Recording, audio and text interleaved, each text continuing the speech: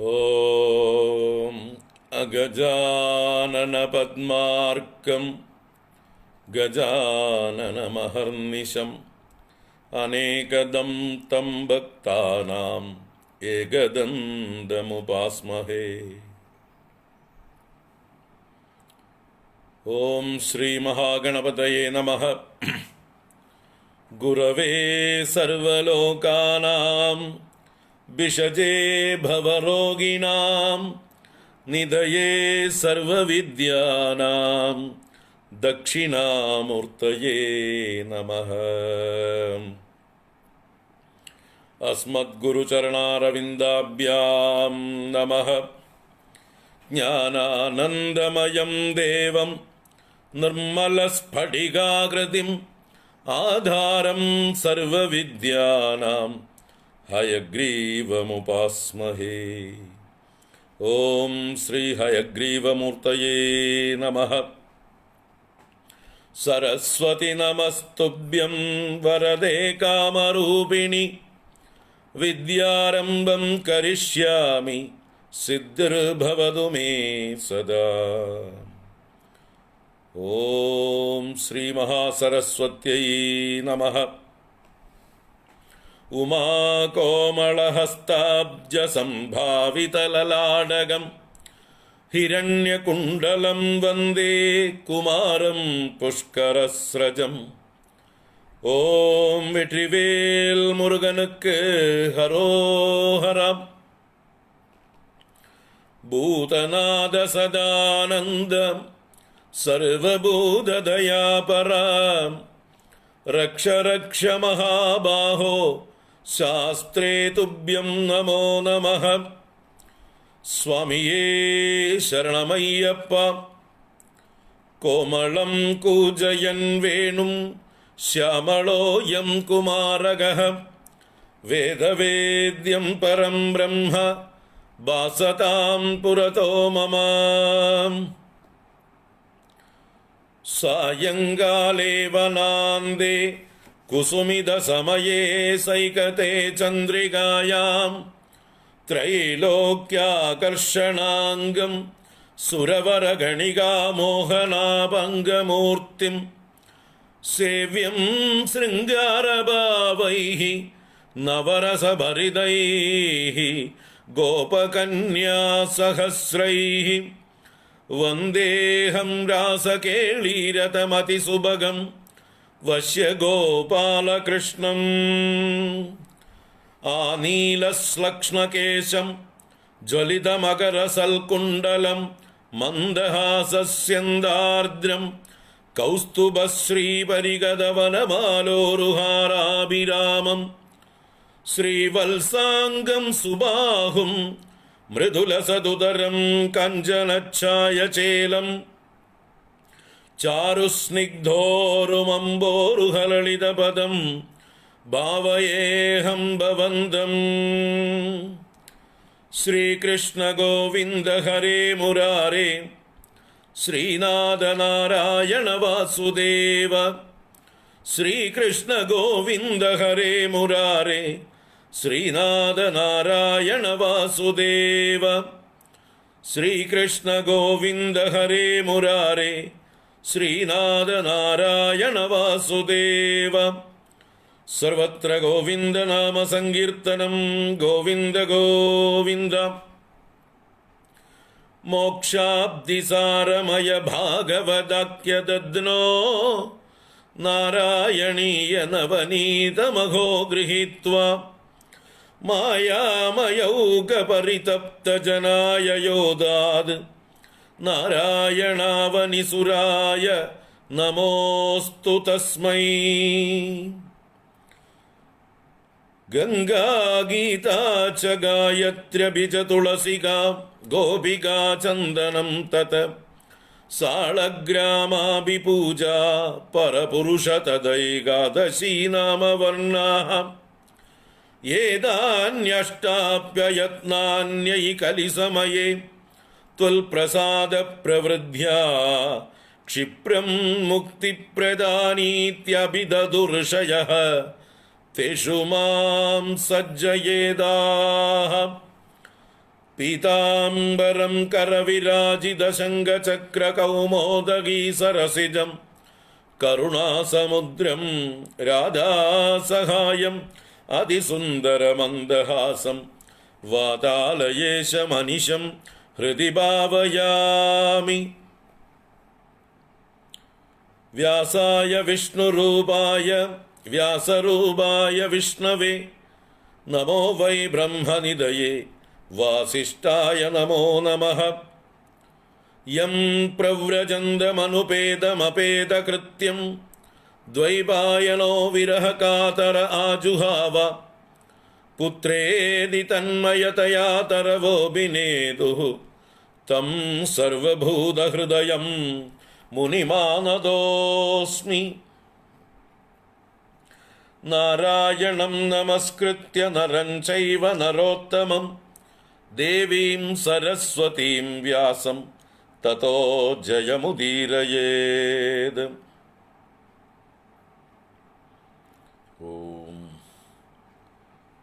ശ്രീ ഗുരുവായൂരപ്പ ശരണം, ശ്രീ ഗുരുവായൂരപ്പ ശരണം. നാരായണാഖില ഗുരോ ഭഗവൻ നമസ്തേ. ഓം നമോ ഭഗവതേ വാസുദേവായ. ഓം നമഃ പരമർഷിഭ്യോ നമഃ പരമർഷിഭ്യഃ.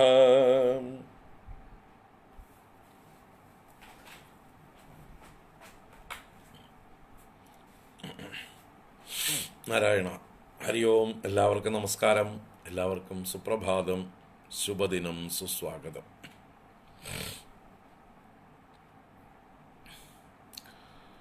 നല്ലൊരു ഞായറാഴ്ച ആശംസിക്കുന്നു എല്ലാവർക്കും. നാരായണീയ വിചാര പരമ്പരയിലേക്ക് ഏവർക്കും സുസ്വാഗതം. 42ാമത്തെ നാരായണീയം ക്ലാസ്സാണ്. നമുക്ക് ആദ്യം ഈ അധ്യായം ദശകം 15ാം ദശകം കപിലോപദേശം, അതാണ് നമ്മൾ കണ്ടുകൊണ്ടിരിക്കുന്നത്. ആദ്യം ഒന്ന് വായിച്ചിട്ട് പിന്നെ നമുക്ക് കാണാം. ഓം ഗുരുവായൂരപ്പ ശരണം. മതിരിഹ ഗുണസക്ത ബന്ധകൃത്തേഷ്വസക്ത ത്വമൃതകൃതുപരുന്ധേ ഭക്തിയോഗസ്തു സക്തിം മഹദനുഗമലഭ്യാ ഭക്തിരേവാത്ര സാധ്യ കപിലതനുരിതി ത്വം ദേവഹൂത്യൈ ന്യഗാദീഃ. പ്രകൃതിമഹദഹങ്കാരാശ്ച മാത്രാശ്ച ഭൂതാനി അഭിഹൃദഭിദശാക്ഷി പൂരുഷഃ പഞ്ചവിംശഃ ഇതി വിദിത വിഭാഗോ മുച്യതേ സൗ പ്രകൃത്യാ കപിലതനുരിതി ത്വം ദേവഹൂത്യൈ ന്യഗാദീഃ. പ്രകൃതിഗതഗുണൗഘൈർനാജ്യതേ പൂരുഷോയം യദി തു സജതി തസ്യാം തൽഗുണാസ്തം ഭജേരൻ മദനുഭജന തത്വാലോചനൈ സാപ്യപേയാത് കപിലതനുരിതി ത്വം ദേവഹൂത്യൈ ന്യഗാദീഃ. വിമലമതിരുപാത്തൈരാസനാദ്യൈർമദംഗം ഗരുഡസമധിരൂഢം ദിവ്യഭൂഷായുധാംഗം രുചിതുലിതതമാലം ചീലയേതാനുവേലം കപിലതനുരിതി ത്വം ദേവഹൂത്യൈ ന്യഗാദീഃ. മമ ഗുണഗണലീലാകർണനൈ കീർത്തനാദ്യൈഃ മയി സുരസരിതോഗപ്രജ്ഞചിത്താനുവൃത്തിഃ ഭവതി പരമഭക്തി സാഹി മൃത്യോർവിജേത്രി കപിലതനുരിതി ത്വം ദേവഹൂത്യൈ ന്യഗാദീഃ. അഹഹ ബഹുളഹിംസാ സഞ്ചിതാർത്തൈ കുടുംബം പ്രതിദിനമനുപുഷ്ണൻ സ്ത്രീജിതോ ബാലലാളീ വിശതി ഗൃഹസക്തോ യാതനാം മയ്യഭക്തഃ കപിലതനുരിതി ത്വം ദേവഹൂത്യൈ ന്യഗാദീഃ. യുവതി ജഠരഖിന്നോ ജാതബോധോപ്യകാണ്ഡേ പ്രസവഗളിതബോധഃ പീഡയോല്ലംഘ്യ ബാല്യം പുനരപിബദമുഹ്യത്യേവ താരുണ്യകാലേ കപിലതനുരിതിത്വം ദേവഹൂത്യൈന്യഗാദീഃ പിതൃസുരഗണയാജീ ധാർമ്മികോ യോ ഗൃഹസ്ഥഃ സ ച നിപതതി കാലേ ദക്ഷിണാദ്വോപഗാമി മയി നിഹിതമകാമം കർമ്മ തൂദക്പദാർത്ഥം കപിലതനുരിതിത്വം ദേവഹൂത്യൈന്യഗാദീഃ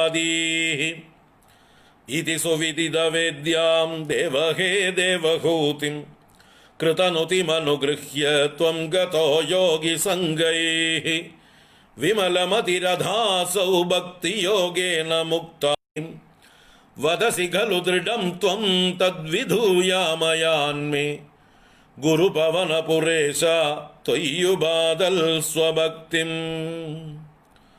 പരമകിമുഭുക്ത്യാ ത്വൽപദംബോജഭക്തിം സകലഭയവിനേത്രീം സർവകാമോപനേത്രീം വദസി ഖലു ദൃഢം ത്വം തദ്വിധൂയാമയാന്മേ ഗുരുപവനപുരേശ ത്വയ്യുപാദൽ സ്വഭക്തിം ഗുരുപവനപുരേശ ത്വയ്യുപാദൽ സ്വഭക്തിം.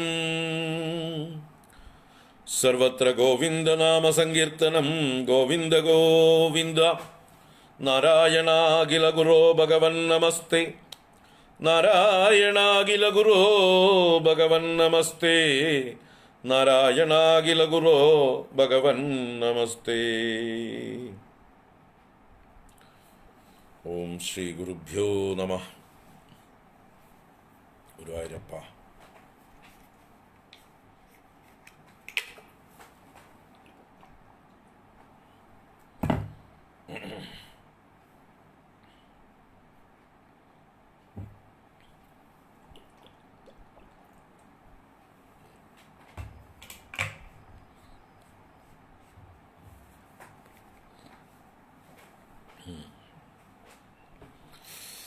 നാരായണ.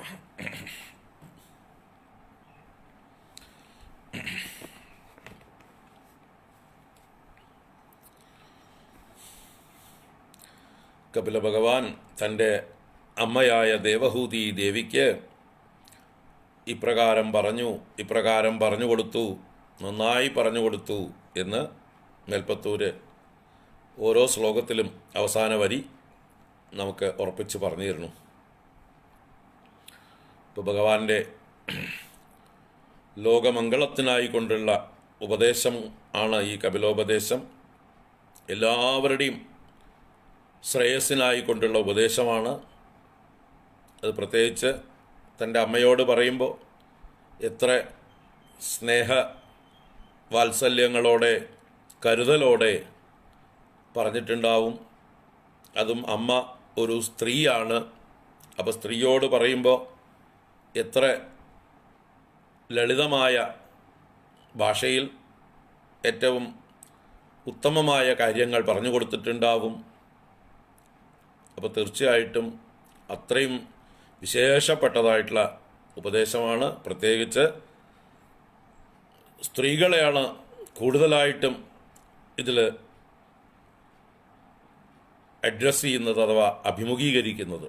കാരണം അമ്മ ഒരു സ്ത്രീയാണ്. ആ സ്ത്രീയായിട്ടുള്ള തനിക്ക് ഈ പ്രകൃതിയിൽ നിന്ന്, ഈ പ്രകൃതിയോടുള്ളതായിട്ടുള്ള ആസക്തിയിൽ നിന്ന് പുറത്തേക്ക് കടക്കാൻ, സ്വതന്ത്രയാവാൻ ഉള്ളതായിട്ടുള്ള വഴികളെ ഉപദേശിച്ച് തരൂ എന്നാണ് പുത്രനോട് പറഞ്ഞത്. പുത്രനായിട്ടല്ല, ഗുരുവായിക്കൊണ്ട് സമീപിച്ചത്. അപ്പോൾ അതിന് ലോകത്തിലുള്ള എല്ലാ സ്ത്രീകൾക്കും അഥവാ സ്ത്രീ മനസ്സുള്ള പുരുഷന്മാർക്കും, ഇവിടെ സ്ത്രീയും പുരുഷനൊന്നും ആധ്യാത്മികതയിൽ ഭേദമൊന്നുമില്ല. ചില സ്ത്രീകൾ സ്ത്രീ ശരീരമായിരിക്കും, പുരുഷ മനസ്സായിരിക്കും. ചില പുരുഷന്മാർ നല്ല മീശയൊക്കെ ഉണ്ടാവും, പക്ഷെ സ്ത്രീകളെക്കാൾ ആസക്തിയുള്ള ആളുകളായിരിക്കും. സ്ത്രീ എന്നുള്ള ആ ഭാവം തന്നെ രജോ ഗുണപ്രധാനമാണ്. പുരുഷന്മാരിൽ സത്വഗുണം കൂടി നിൽക്കും, സ്ത്രീകളിൽ രജോ ഗുണം വർദ്ധിച്ചിരിക്കും. അതൊരു പ്രകൃതി നിയമമാണ്, ഞാൻ ഉണ്ടാക്കിയതൊന്നുമല്ല. സത്യം പറയുമ്പോൾ നമ്മൾ പറയണു, അപ്പോൾ അത് ആരോടെങ്കിലും എന്തെങ്കിലും ഒരു പ്രത്യേകമായിട്ടുള്ള വേർതിരിവ് കാണിച്ചുകൊണ്ട് പറയുന്നതല്ല. സ്ത്രീ പ്രകൃതി എന്ന് പറഞ്ഞാൽ തന്നെ രജോ ഗുണം വർദ്ധിച്ച പ്രകൃതിയാണ്. രജോ ഗുണത്തിൻ്റെ പ്രകൃതി തന്നെ, സ്വഭാവം തന്നെ രാഗാത്മകമാണ്. രജോ രാഗാത്മകം വിദ്ധി. രജസിൻ്റെ സ്വഭാവം രാഗമാണ്. രാഗമെന്നാൽ അനുരാഗം തന്നെ, ഒട്ടൽ തന്നെയാണ്, ആസക്തി തന്നെയാണ്. പുരുഷന്മാരിൽ കുറേയൊക്കെ ആ ഒട്ടൽ കുറഞ്ഞിരിക്കും, നിസ്സംഗത കൂടിയിരിക്കും. പുരുഷന്മാർ പൊതുവെ നിസ്സംഗത കൂടിയവരും സ്ത്രീകൾ പൊതുവെ ഒട്ടൽ കൂടിയവരും ആണ്. പൊതുവെ പറഞ്ഞു എന്നേ ഉള്ളൂ, എല്ലാവരും അടച്ച് നടത്തൂല്ല. അതിന് പ്രായേണ എന്ന അർത്ഥം. പ്രായേണ എന്ന് പറഞ്ഞാൽ നല്ലൊരു ശതമാനം, ബഹുഭൂരിപക്ഷവും, സാമാന്യേന എന്നർത്ഥമാണ്. മറ്റേ എല്ലാവരെയും ഇൻക്ലൂഡ് ചെയ്തിട്ടില്ല. അത് പുരുഷന്മാരിലും എല്ലാവരും നിസ്സംഗരാണെന്നും പറഞ്ഞില്ല, സ്ത്രീകളിലും എല്ലാവരും സംഘികളാണെന്നും പറഞ്ഞില്ല. അല്ലേ? ഇന്നത്തെ ഭാഷയിൽ സംഘികൾ എന്ന് പറഞ്ഞാൽ തെറ്റിദ്ധരിക്കും. സംഘമുള്ളവർ സംഘി. അപ്പോൾ സ്ത്രീകളിലും നിസ്സംഗത വളർന്നു വരാം, പുരുഷന്മാരിൽ ആസക്തി കൂടി വരാം. എന്ന് വെച്ചാൽ ആ ഒരു മനസ്സിൻ്റെ വീക്ക്നെസ് ആണത് കാണിക്കുന്നത്. വീക്ക്നെസ് എന്ന് പറഞ്ഞാൽ എന്താണ് ഇവിടെ? എന്തിനെങ്കിലും ചാഞ്ഞിരിക്കുക, ചാരിയിരിക്കുക, ആശ്രയിച്ചിരിക്കുക. അതൊരു സ്വഭാവം ചിലർക്ക്. അത് ഇപ്പോൾ എങ്ങനെയാണെന്ന് വെച്ചാൽ പ്രകൃതിയിൽ നമുക്ക് വള്ളിയും വൃക്ഷവുമുണ്ട്. വള്ളി എന്ന് പറഞ്ഞാൽ എന്താണ്? അതിന് എവിടെയെങ്കിലും എഴഞ്ഞു കയറി എന്തിനെങ്കിലും പടർന്നു കയറിയിട്ടേ ഉയരത്തിലേക്ക് പോകാൻ പറ്റുള്ളൂ. അപ്പോൾ അതിന് കമ്പൊക്കെ വേണം, കമ്പ് നാട്ടിക്കൊടുക്കും. ആ കമ്പിലൂടെയാണ് അത് പടർന്ന് മുകളിലേക്ക് കയറുക, അല്ലെങ്കിൽ വല്ല മരങ്ങളിലേക്കൊക്കെ പടർന്നു കയറുക. അപ്പോൾ വള്ളിക്ക് സ്വയം എഴുന്നേറ്റ് നിൽക്കാനുള്ള കഴിവ് ഇല്ല. അപ്പം മറ്റൊന്നിനെ അത് ആലംബനം ചെയ്യുന്നു, ആശ്രയിച്ചിരിക്കുന്നു. അത് അതിൻ്റെ ഒരു നാച്ചുറലായിട്ടുള്ള ആ സ്റ്റെമ്മിൻ്റെ ഒരു വീക്ക്നെസ്സാണ്, അല്ലേ? അതിൻ്റെ തണ്ടിനെ സ്വന്തമായിട്ടൊരു നേരിട്ട് നിൽക്കാൻ, എണീച്ച് നിൽക്കാനുള്ള ശക്തി ഇല്ലാത്തത് കൊണ്ട് അതിന് സപ്പോർട്ട് വേണം.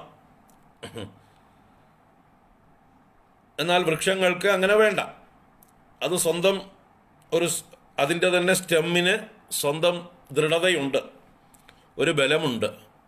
അതുപോലെയാണ് പ്രകൃതി. ഈ പ്രകൃതിയിൽ മനുഷ്യ കുലത്തിലാണെങ്കിലും സ്ത്രീയും പുരുഷനും തമ്മിലുള്ള ഒരു സൂക്ഷ്മമായിട്ടുള്ള ഒരു വ്യത്യാസം. സ്ത്രീകൾ പൊതുവെ വള്ളി പോലെയും പുരുഷന്മാർ വൃക്ഷങ്ങൾ പോലെയും ആണ്. അപ്പോൾ സ്ത്രീകൾക്ക് ആ പുരുഷന്മാരോട് ചേർന്നിരിക്കുക എന്നുള്ളത് എപ്പോഴും ഒരു താല്പര്യമുള്ള വിഷയമാണ്. അവർ സ്വതന്ത്രരായിരിക്കാൻ അധികം ആഗ്രഹിക്കുന്നില്ല. ഇപ്പോഴത്തെ തലമുറ കുറച്ച് വ്യത്യസ്തമാണ്. പുതിയ തലമുറ പെൺകുട്ടികൾ കൂടുതൽ ആൺകുട്ടികളുടെ സ്വഭാവം വർദ്ധിച്ചു വരുന്നതായിട്ടാണ് കാണുന്നത്, അല്ലേ? ഇപ്പോൾ മോഡേൺ പെൺകുട്ടികളൊക്കെ കൂടുതലായിട്ടും ഈ ഒരു ബോൾഡായിട്ടുള്ള, ഒറ്റയ്ക്ക് നിൽക്കാൻ താല്പര്യമുള്ളതായിട്ടുള്ള ഒരു തലമുറ വർദ്ധിച്ചു വരുന്നു. പുരുഷന്മാർ മറിച്ചു ആവുന്നുണ്ട്, കാണുന്നുണ്ട്. ആൺകുട്ടികളാണ് പെൺകുട്ടികളെക്കാൾ വീക്കായിട്ട് ഇപ്പോൾ ഈ ജനറേഷനിൽ നമ്മൾ കാണുന്നത്, സാമാന്യേന കാണുന്നത്. ശരിയാണോ എന്ന് നിങ്ങളൊന്ന് അന്വേഷിക്കുക. നിങ്ങളുടെ കുടുംബത്തിലൊക്കെ എങ്ങനെയാണ്? ആൺകുട്ടികൾ കുറച്ച് പാവങ്ങളായി, വീക്കായി, മറ്റുള്ളവരോട് വിധേയത്വം കൂടുതലുള്ളവരായിട്ട് കാണപ്പെടുന്നു.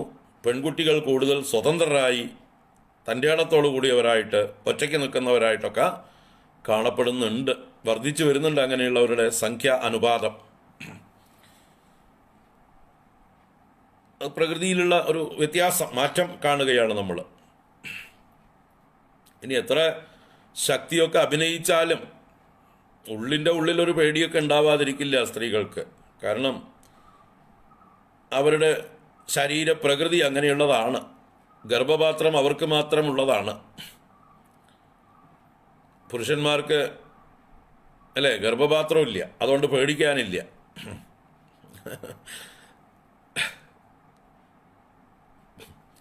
അതെന്തുകൊണ്ടായിരിക്കും എന്ന് ഏതാണിപ്പോൾ അമ്മ ഉദ്ദേശിച്ചത് നമ്മളെങ്ങനെ അറിയണം? അത് ഏതാണ് ഈ അതെന്തുകൊണ്ടായിരിക്കും? ഞാൻ ഒരുപാട് കാര്യങ്ങളിപ്പോൾ പറഞ്ഞു.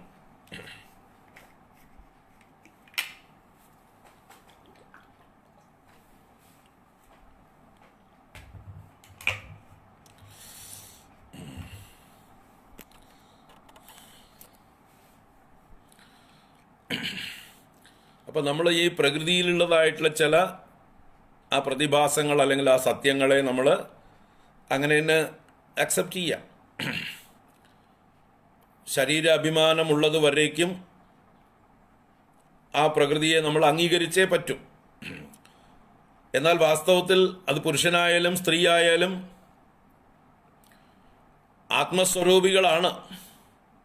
അപ്പം ഈ ആത്മസ്വരൂപത്തോടുള്ളതായിട്ടുള്ള ആ ഒരു ഉണർവ്, ആ സെൽഫ് കോൺഷ്യസ് ആവും തോറും തൻ്റെ മഹത്വം താൻ തിരിച്ചറിയും തോറും നമ്മൾ സ്വതന്ത്രരാവും. അപ്പോൾ അതുതന്നെയായിരിക്കും ഇന്നത്തെ പെൺകുട്ടികൾ കൂടുതൽ സ്വതന്ത്രരായി ചിന്തിക്കാൻ തുടങ്ങുന്നത്. അവരവരുടെ മഹത്വം തിരിച്ചറിയാൻ തുടങ്ങി. അവർ ദേഹബോധം വെടിയാൻ തുടങ്ങി, അല്ലേ? ദേഹാഭിമാനം വെടിയാൻ തുടങ്ങി. ഞങ്ങൾ സ്ത്രീകളാണ്, ഞങ്ങൾ വീക്കാണ്, ഞങ്ങൾ ഒന്നിനും കൊള്ളാത്തവരാണെന്നോ അങ്ങനെയൊന്നുള്ള വിചാരമൊന്നും ഇപ്പോഴത്തെ പെൺകുട്ടികളിലില്ല. ഞങ്ങൾ സ്മാർട്ടാണ്, ഞങ്ങൾ കഴിവുള്ളവരാണ്, ഞങ്ങൾക്കും എല്ലാം കഴിയും എന്നുള്ള കോൺഫിഡൻസ് അവരിൽ വർദ്ധിച്ചു വരുന്നു. അപ്പോൾ അതുകൊണ്ടാണ് അവരിൽ സ്വാതന്ത്ര്യ ചിന്ത കൂടി വരുന്നത്. മറ്റൊരാളെ ഡിപ്പെൻഡ് ചെയ്യാതെ സ്വതന്ത്രരായിരിക്കാനുള്ളതായിട്ടുള്ള ഒരു തൻ്റെ ഇടം അവരിൽ വർദ്ധിച്ചു വരുന്നത്, അവരുടെ ആത്മവിശ്വാസം വർദ്ധിച്ചു വരുന്നു, ആ സെൽഫ് കോൺഷ്യസ് ആയി വരുന്നു അവർ. അപ്പോൾ അതുതന്നെയാണ് വേണ്ടത് ഇവിടെ. ആ ഒരു അവനവൻ്റെ സെൽഫിനെ കുറിച്ചിട്ടുള്ള പൂർണ്ണമായിട്ടുള്ളൊരു ബോധത്തിലേക്ക് എല്ലാവരും ഉയരണം. അപ്പോൾ സ്ത്രീയെന്നും പുരുഷനും എന്നുള്ളതായിട്ടുള്ള ഭേദമൊന്നും ഇല്ലാതാവും. അവിടെ സ്ത്രീയും ഇല്ല പുരുഷനും ഇല്ല. എവിടെ? ആത്മസ്വരൂപത്തിൽ. അപ്പോൾ ആ ഒരു തലത്തിലേക്ക് അറിവ് കൊണ്ട് സ്വയം ഉയർന്നു കഴിഞ്ഞാൽ പിന്നെ ശരീരത്തിൻ്റെ വീക്ക്നെസ് ഒന്നും പ്രശ്നമല്ല. ശരീരത്തിന് എന്ത് സംഭവിച്ചാലും അത് പ്രശ്നമാക്കാനില്ല എന്നുള്ളൊരു വേണം, ആയിക്കോട്ടെ, ഈ കാലത്ത് കുറച്ച് തൻ്റെ ഇടം വേണ്ടേന്ന് വേണം, നല്ലോണം വേണം. അത് തന്നെയാണ് പറഞ്ഞു വരുന്നത്. തൻ്റെ ഇടം വേണമെന്ന് തന്നെയാണ് പറഞ്ഞു വരുന്നത്. തൻ്റെ ഇടം മാത്രമല്ല, ആ ഒരു ആത്മബോധം നല്ലോണം ഉണ്ടാവട്ടെ. അപ്പോഴാണ് ഈ രജോ ഗുണം കുറയുക. രജോ ഗുണം കുറഞ്ഞ് മറ്റുള്ളതിനെ ഡിപ്പെൻഡ് ചെയ്യുന്നതായിട്ടുള്ള സ്വഭാവം കുറയണം. അതാണ് നമ്മൾ പറയുന്നത്. ആ ഡിപ്പെൻഡൻസി കുറഞ്ഞു വരണം. ഇൻഡിപെൻഡൻ്റ് ആവണം എന്ന് പറഞ്ഞിട്ട് താന്തോന്നികളാവാനും പാടില്ല. ഇൻഡിപെൻഡൻ്റ് ആവുക എന്ന് പറഞ്ഞാൽ തോന്നിയവാസികളാവുക, താന്തോന്നികളാവുക, സമൂഹത്തെ വെല്ലുവിളിക്കുന്നവരാവുക, അല്ലേ? ഇന്ന് നമ്മുടെ ശബരിമലയിൽ കയറിയതായിട്ടുള്ള 2 പെണ്ണുങ്ങളുണ്ടല്ലോ, രഹന ഫാത്തിമ, എന്തൊക്കെയാ. അതുപോലെ ചുംബന സമരം നടത്തുന്ന ജാതികൾ, അതുപോലെ ഇപ്പോൾ ചില വിവാദങ്ങളിലൊക്കെ പെട്ടിട്ടുള്ള ചില കേസുകൾ, അതൊക്കെ എന്താണ്? ഒരു സ്വപ്ന കേസ് നടന്നുകൊണ്ടിരിക്കുന്നുണ്ട്. ഇതൊക്കെ അതിപ്പോൾ ആണായാലും പെണ്ണായാലും അമിതമായി എന്നർത്ഥം, അല്ലേ? ആ താന്തോന്നിത്തം കൂടി, തൻ്റെ ഇടം കൂടി താന്തോന്നികളായി എന്ന് പറയാം. ആ താന്തോന്നികളാവാൻ പാടില്ല. അത് ആണായാലും പെണ്ണായാലും. ആണിനും പെണ്ണിനും എന്ത് വേണം? ആ ഒരു ഡിസിപ്ലിൻ വേണം. അതുതന്നെ should be bold with self control. അതുതന്നെ അമ്മ പറഞ്ഞു, സത്യം. ആ സെൽഫ് കൺട്രോൾ വേണം. സെൽഫ് കൺട്രോൾ എന്ന് പറഞ്ഞാൽ അവനവൻ്റെ മര്യാദകളെ പാലിച്ചുകൊണ്ട് സമൂഹവുമായിട്ടുള്ള ബന്ധത്തെ നല്ല രീതിയിൽ ഹാർമോണിയസ് ആക്കിക്കൊണ്ട് എല്ലാവരെയും ബഹുമാനിക്കേണ്ടവരെയൊക്കെ ബഹുമാനിച്ചുകൊണ്ട് നമ്മുടെ സ്പേസിൽ നമ്മൾ നിൽക്കുക. മറ്റുള്ളവരുടെ സ്പേസിലേക്ക് നമ്മൾ അതിക്രമിച്ച് കയറാതിരിക്കുക. മറ്റുള്ളവരെ നമ്മളിലേക്ക് അതിക്രമിച്ച് കയറാൻ അനുവദിക്കാതെയും ഇരിക്കുക. നമ്മുടെ സ്പേസ് നമ്മുടേത് മാത്രം, ഓരോരുത്തരുടെയും സ്വകാര്യതകൾ അവരവരുടേത് മാത്രം എന്ന് ആ ലക്ഷ്മണ രേഖകൾ വരച്ചിരിക്കുക. ഓരോരുത്തരും ലക്ഷ്മണ രേഖകൾ വരച്ചിരിക്കുക. എന്നിട്ട് അതിലേക്ക് വേറൊരാളെ അതിക്രമിക്കാൻ, ഒരു രാവണന്മാരെയും അതിക്രമിക്കാൻ സമ്മതിക്കാതിരിക്കുക. സ്വയം സീതയെപ്പോലെ ആ രേഖ ലംഘിച്ച് ആപത്തുകളിൽ പെടാതെയും ഇരിക്കുക. അവനവൻ്റെ കവചം അവനവൻ തന്നെയാണ്. അവനവൻ്റെ നല്ല സ്വഭാവ ശീലങ്ങൾ തന്നെയാണ് അവനവൻ്റെ കവചം എന്ന് പറയുന്നത്. ചാരിത്രം തന്നെയാണ് തനുത്രം. നമ്മുടെ പഴയ ഭാഷയിൽ പറയുമ്പോൾ തനുത്രം എന്ന് പറഞ്ഞാൽ തനുവിനെ ത്രാണനം ചെയ്യുന്നത്, ശരീരത്തെ രക്ഷിക്കുന്ന കവചം ആണ് തനുത്രം. അത് ചാരിത്രം തന്നെയാണ്. ചാരിത്രം എന്നാൽ ശീലങ്ങൾ എന്നാണ്. നല്ല ചരിത്രം, നല്ല ശീലം, നല്ല ഡിസിപ്ലിൻഡ് ആയിട്ടുള്ള ശീലങ്ങളാണ് അവനവനെ രക്ഷിക്കുവാനുള്ള അവനവൻ്റെ കവചം. അപ്പോൾ അത് വേണം. നല്ല സെൽഫ് ഡിസിപ്ലിൻഡ് ആയിരിക്കണം. മറ്റുള്ളവരെ റെസ്പെക്റ്റ് ചെയ്യുന്നതായിട്ടുള്ള ആ ശീലങ്ങളും ഉണ്ടാവണം. താന്തോന്നിത്തമല്ല സ്വാതന്ത്ര്യം. അതായത് നമ്മുടെ ചിന്മയാനന്ദ സ്വാമിയുടെ ഭാഷയിൽ പറഞ്ഞാൽ ഒന്ന് ലൈസൻഷ്യസ്നെസ്, മറ്റൊന്ന് freedom. Freedom and licentiousness. Licentiousness എന്ന് പറയുന്നത് താന്തോന്നിത്തം, ഫ്രീഡം എന്ന് പറയുന്നത് സ്വാതന്ത്ര്യം. ആ സ്വാതന്ത്ര്യം, ലൈസൻഷ്യസ്നെസ് എന്നുള്ള അതിർവരമ്പ്, എന്താ പറയുക, ഫ്രീഡത്തിൻ്റെ അതിർവരമ്പുകൾ ലംഘിച്ചു കഴിയുമ്പോൾ അത് ലൈസൻഷ്യസ്നെസ് ആവും. അതിൻ്റെ ആ നേർത്ത രേഖകൾ അതിക്രമിക്കുമ്പോൾ അത് ധിക്കാരമായി മാറും, അതിക്രമമായി മാറും, താന്തോന്നിത്തമായി മാറും. അപ്പോൾ സ്വാതന്ത്ര്യത്തിൻ്റെ പരിധികൾ നമ്മൾ മനസ്സിലാക്കുക. നമുക്ക് സ്വാതന്ത്ര്യമുണ്ട് എന്ന് പറഞ്ഞിട്ട് എന്തും ചെയ്യാനുള്ള സ്വാതന്ത്ര്യമില്ല. ഇപ്പം നമ്മൾ കാശ് കൊടുത്ത് ലക്ഷങ്ങൾ കൊടുത്ത് ഒരു കാറ് വാങ്ങിച്ചു, എനിക്കത് ഓടിക്കാനുള്ള സ്വാതന്ത്ര്യമുണ്ട്. ശരി തന്നെയാണ്. നിങ്ങൾ കാശ് കൊടുത്ത് വാങ്ങിച്ച വാഹനം നിങ്ങൾക്ക് എങ്ങനെ വേണമെങ്കിൽ ഓടിക്കാം. പക്ഷേ റോഡ് നിങ്ങളുടേതല്ല. ആണോ? റോഡ് നിങ്ങളുടേതാണോ? വാഹനം നിങ്ങളുടേത് തന്നെയാണ്. ആ വാഹനത്തെ നിങ്ങൾക്ക് തല്ലി പൊളിക്കാം. അതിൽ ഏത് ഗിയർ ഇട്ടിട്ട് എങ്ങനെ വേണമെങ്കിൽ പൊളിക്കാം, എത്ര സ്പീഡിൽ വേണമെങ്കിൽ പോകാം. പക്ഷേ റോഡ് നിങ്ങളുടേതല്ല. റോഡ് പൊതുവാണ്. ആ റോഡിന് പൊതുവായിട്ടുള്ള നിയമങ്ങളുണ്ട്. അത് പാലിച്ചേ പറ്റൂ, അല്ലേ? അപ്പോൾ വാഹനം എൻ്റേതാണെന്ന് പറഞ്ഞോളൂ, അതിനെ ഞാൻ എങ്ങനെ വേണമെങ്കിൽ ഓടിക്കുന്നു പറഞ്ഞോളൂ. മറ്റവൻ്റെ നെഞ്ചത്തേക്ക് കയറാനോ ട്രാഫിക് നിയമങ്ങൾ ലംഘിക്കാനോ നിങ്ങൾക്ക് അവകാശമില്ല. എൻ്റെ തലയല്ലേ പോയാലും പോട്ടെ, ഞാൻ ഹെൽമറ്റ് ഇടില്ല എന്ന് പറഞ്ഞാൽ പോലും സമ്മതിക്കില്ല. ഇപ്പോൾ ബൈക്കിലൊക്കെ ഓടിക്കുന്നവർ ഹെൽമറ്റ് ഇട്ടില്ലെങ്കിൽ ആർക്കാ ഇപ്പോൾ തല പോയാൽ പ്രശ്നം? ഇപ്പോൾ പോലീസുകാർക്ക് പ്രശ്നമുണ്ടോ? മോട്ടോർ വെഹിക്കിളിന് പ്രശ്നമുണ്ടോ? അവർക്ക് നഷ്ടമൊന്നുമില്ല നിങ്ങളുടെ തല പോയാൽ. പക്ഷെ എന്നാലും നിർബന്ധിക്കണു, എന്നിട്ട് ഫൈൻ ചെയ്യണു. നിങ്ങളുടെ തല നിങ്ങൾ രക്ഷിച്ചോളണം എന്നാണ് പറയണം. അപ്പം നമ്മുടെ സ്വാതന്ത്ര്യം അവിടെ തീർന്നു. നമ്മുടെ തലയ്ക്ക് നമ്മൾ ഹെൽമെറ്റ് ഇടാനുള്ള സ്വാതന്ത്ര്യം നമുക്കില്ല, ഇടാതിരിക്കാനുള്ള സ്വാതന്ത്ര്യമില്ല. പൊതു നിയമങ്ങൾ പറയണു നിങ്ങൾ ഇട്ടേ മതിയാവൂ എന്ന്. എൻ്റെ തല, എൻ്റെ ഹെൽമെറ്റ് ഞാൻ കാശ് കൊടുത്ത് വാങ്ങിച്ചത്, എനിക്ക് വേണ്ടപ്പെടും. ഹെൽമെറ്റ് തലയിലിടുന്നതിന് വരെ ഞാൻ കാലിൽ ചിലപ്പിട്ടെന്ന് വരും. ഒന്നും നടപ്പില്ല. അത് വിട്ടിട്ട് റോഡിലേക്ക് ഇറങ്ങണ്ട, വീട്ടിലെന്ത് വേണമെങ്കിൽ കളിച്ചോളൂ. അപ്പം നിയമങ്ങളില്ലേ, സ്വാതന്ത്ര്യത്തിന് പരിമിതികളില്ലേ? അതുപോലെ നമ്മുടെ വൈയക്തികങ്ങളായിട്ടുള്ള എല്ലാ തലത്തിലും സ്വാതന്ത്ര്യമുണ്ട്. നമുക്ക് ഏവർക്കും സ്വാതന്ത്ര്യമുണ്ട്. പക്ഷെ അത് പരിധി ലംഘിച്ചാൽ അത് താന്തോന്നിത്തമായി മാറും, അത് ധർമ്മലംഘനമായി മാറും. അപ്പോൾ നമ്മുടെ സ്വാതന്ത്ര്യം ധാർമ്മികമായിട്ട് വിനിയോഗിക്കുക എല്ലാവരും. അപ്പോൾ സ്ത്രീകൾക്കും ആ സ്വാതന്ത്ര്യം തീർച്ചയായിട്ടും ഉണ്ട്, അതുള്ളവർ തന്നെയാണ്. അപ്പോൾ ഈ ഒരു ബോധം, ഈ ഒരു കോൺഷ്യസ് ആയിട്ട് അവനവൻ്റെ വലിപ്പം, അവനവൻ്റെ മഹത്വം തിരിച്ചറിഞ്ഞിട്ട് മറ്റുള്ളവരെ ആശ്രയിക്കുന്നത് കുറച്ച് എത്രത്തോളം ഉള്ളിൽ ആ ഒരു നിസ്സംഗത വർദ്ധിപ്പിക്കാൻ സാധിക്കുമോ, ഡിപ്പെൻഡൻസി കുറയ്ക്കാൻ സാധിക്കുമോ, ഭർത്താവിനെയോ മക്കളെയോ അച്ഛനമ്മമാരെയോ ആശ്രയിക്കാതെ അവരെ ബഹുമാനിച്ചുകൊണ്ട്, അവരെ അംഗീകരിച്ചുകൊണ്ട്,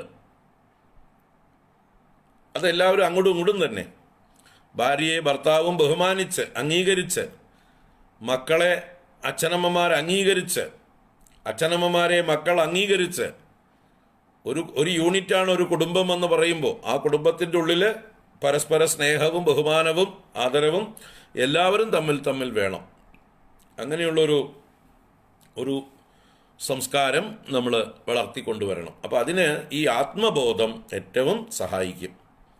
അവനവനെക്കുറിച്ചിട്ടുള്ള ആത്മാവിനെക്കുറിച്ചിട്ടുള്ളതായിട്ടുള്ള അറിവ്. അപ്പോൾ ഇവിടെ പൊതുവേ പറയുന്നത് സ്ത്രീകൾക്ക് ഇത്തിരി സംഘം കൂടുതലാണ്, ഡിപ്പെൻഡൻസി കൂടുതലാണ്. കാരണം അവരെപ്പോഴും സ്വയം ഇൻഫീരിയറായിട്ടോ ഇൻസെക്യൂറായിട്ടോ കരുതിക്കൊണ്ടിരിക്കുന്നു. അത് അവരുടെ ശാരീരിക ഘടനകളുടെയും ഈ ഗർഭപാത്രം എന്നുള്ളൊരു അഡീഷണൽ ഒരു ഭാരം അവർ ഉള്ളിൽ കൊണ്ട് നടക്കുന്നത് കൊണ്ടും, ഒരു ഭാരമൊന്നും അല്ലാതെ ഒരു അനുഗ്രഹമായിട്ട് കരുതണം. ഒരു അനുഗ്രഹമാണ്, ഒരു പ്രിവിലേജാണ് ഈ ലോകത്തിലേക്കുള്ള നല്ല നല്ല സന്തതികളെ കൊടുക്കാനുള്ള ഭാഗ്യം ലഭിച്ച ആ ഒരു സുഹൃതികളാണ് ഓരോ അമ്മമാരും.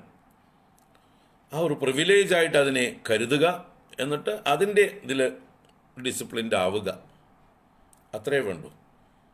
അപ്പോൾ ഇവിടെ പറഞ്ഞു വന്നത് ദേവഹൂതി എന്നൊരു അമ്മയെ അഡ്രസ്സ് ചെയ്തുകൊണ്ടാണ് ഇദ്ദേഹം കപിലൻ സംസാരിക്കുന്നത്. അതുകൊണ്ട് തന്നെ കൂടുതൽ സ്ത്രീകളെ അഭിമുഖീകരിച്ചുകൊണ്ടാണ് ഇത് പറയുന്നത്. ഭാഗവതം തന്നെ കൂടുതലും സ്ത്രീകളെ പ്രയോറിറ്റി കൊടുക്കുന്നുണ്ട്. പുരാണ ഇതിഹാസങ്ങളിലൊക്കെ സ്ത്രീകൾക്കാണ് കൂടുതൽ മുൻഗണന. എന്ന് വെച്ചാൽ സ്ത്രീകൾക്ക് വേണ്ടി ഉപദേശിക്കപ്പെട്ടത് എന്നാണ് അതിൻ്റെ ഒരു ഭാഷ്യം തന്നെ. സ്ത്രീകൾക്കും ശൂദ്രന്മാർക്കും ദ്വിജബന്ധുക്കൾക്കും വേദം പഠിക്കാൻ സൗകര്യങ്ങൾ കുറഞ്ഞിരിക്കുന്നു. സ്ത്രീ ശൂദ്ര ദ്വിജബന്ധൂനാം ത്രയീന ശ്രുതിഗോചര. ഭാഗവതത്തിൽ പറയുന്ന സെന്റൻസ് ആണ്. സ്ത്രീ ശൂദ്ര ദ്വിജബന്ധൂനാം ത്രയീന ശ്രുതിഗോചര. സ്ത്രീകൾക്കും ശൂദ്രന്മാർക്കും ദ്വിജബന്ധുക്കൾക്കും, ദ്വിജബന്ധുക്കൾ എന്നാൽ ദ്വിജാതമന്മാരെന്ന് പറയുന്ന ബ്രാഹ്മണരായിരിക്കാം, ക്ഷത്രിയരായിരിക്കാം, വൈശ്യരായിരിക്കാം, ഉപനയനാദി സംസ്കാരങ്ങളൊക്കെ ഉണ്ടായിരിക്കാം. പക്ഷേ അവരുടെ ധർമ്മം പൂർണ്ണമായിട്ട് അനുഷ്ഠിക്കാൻ സാധിക്കാത്തവർ, മറ്റു പല ധർമ്മങ്ങളും ചെയ്തുകൊണ്ടിരിക്കുന്നവർ, ബ്രാഹ്മണാൾ ഹോട്ടൽ നടത്തിക്കൊണ്ടിരിക്കുന്നവർ, അല്ലേ? ബ്രാഹ്മണാളുടെ പ്രവൃത്തി ഹോട്ടൽ നടത്തലാണെന്ന് എവിടെയെങ്കിലും ഏതെങ്കിലും ശാസ്ത്രത്തിൽ പറഞ്ഞിട്ടുണ്ടോ? അപ്പോൾ പേര് ബ്രാഹ്മണാൾ, എന്നിട്ട് നടത്തുന്നതോ വൈശ്യൻ്റെ പണി.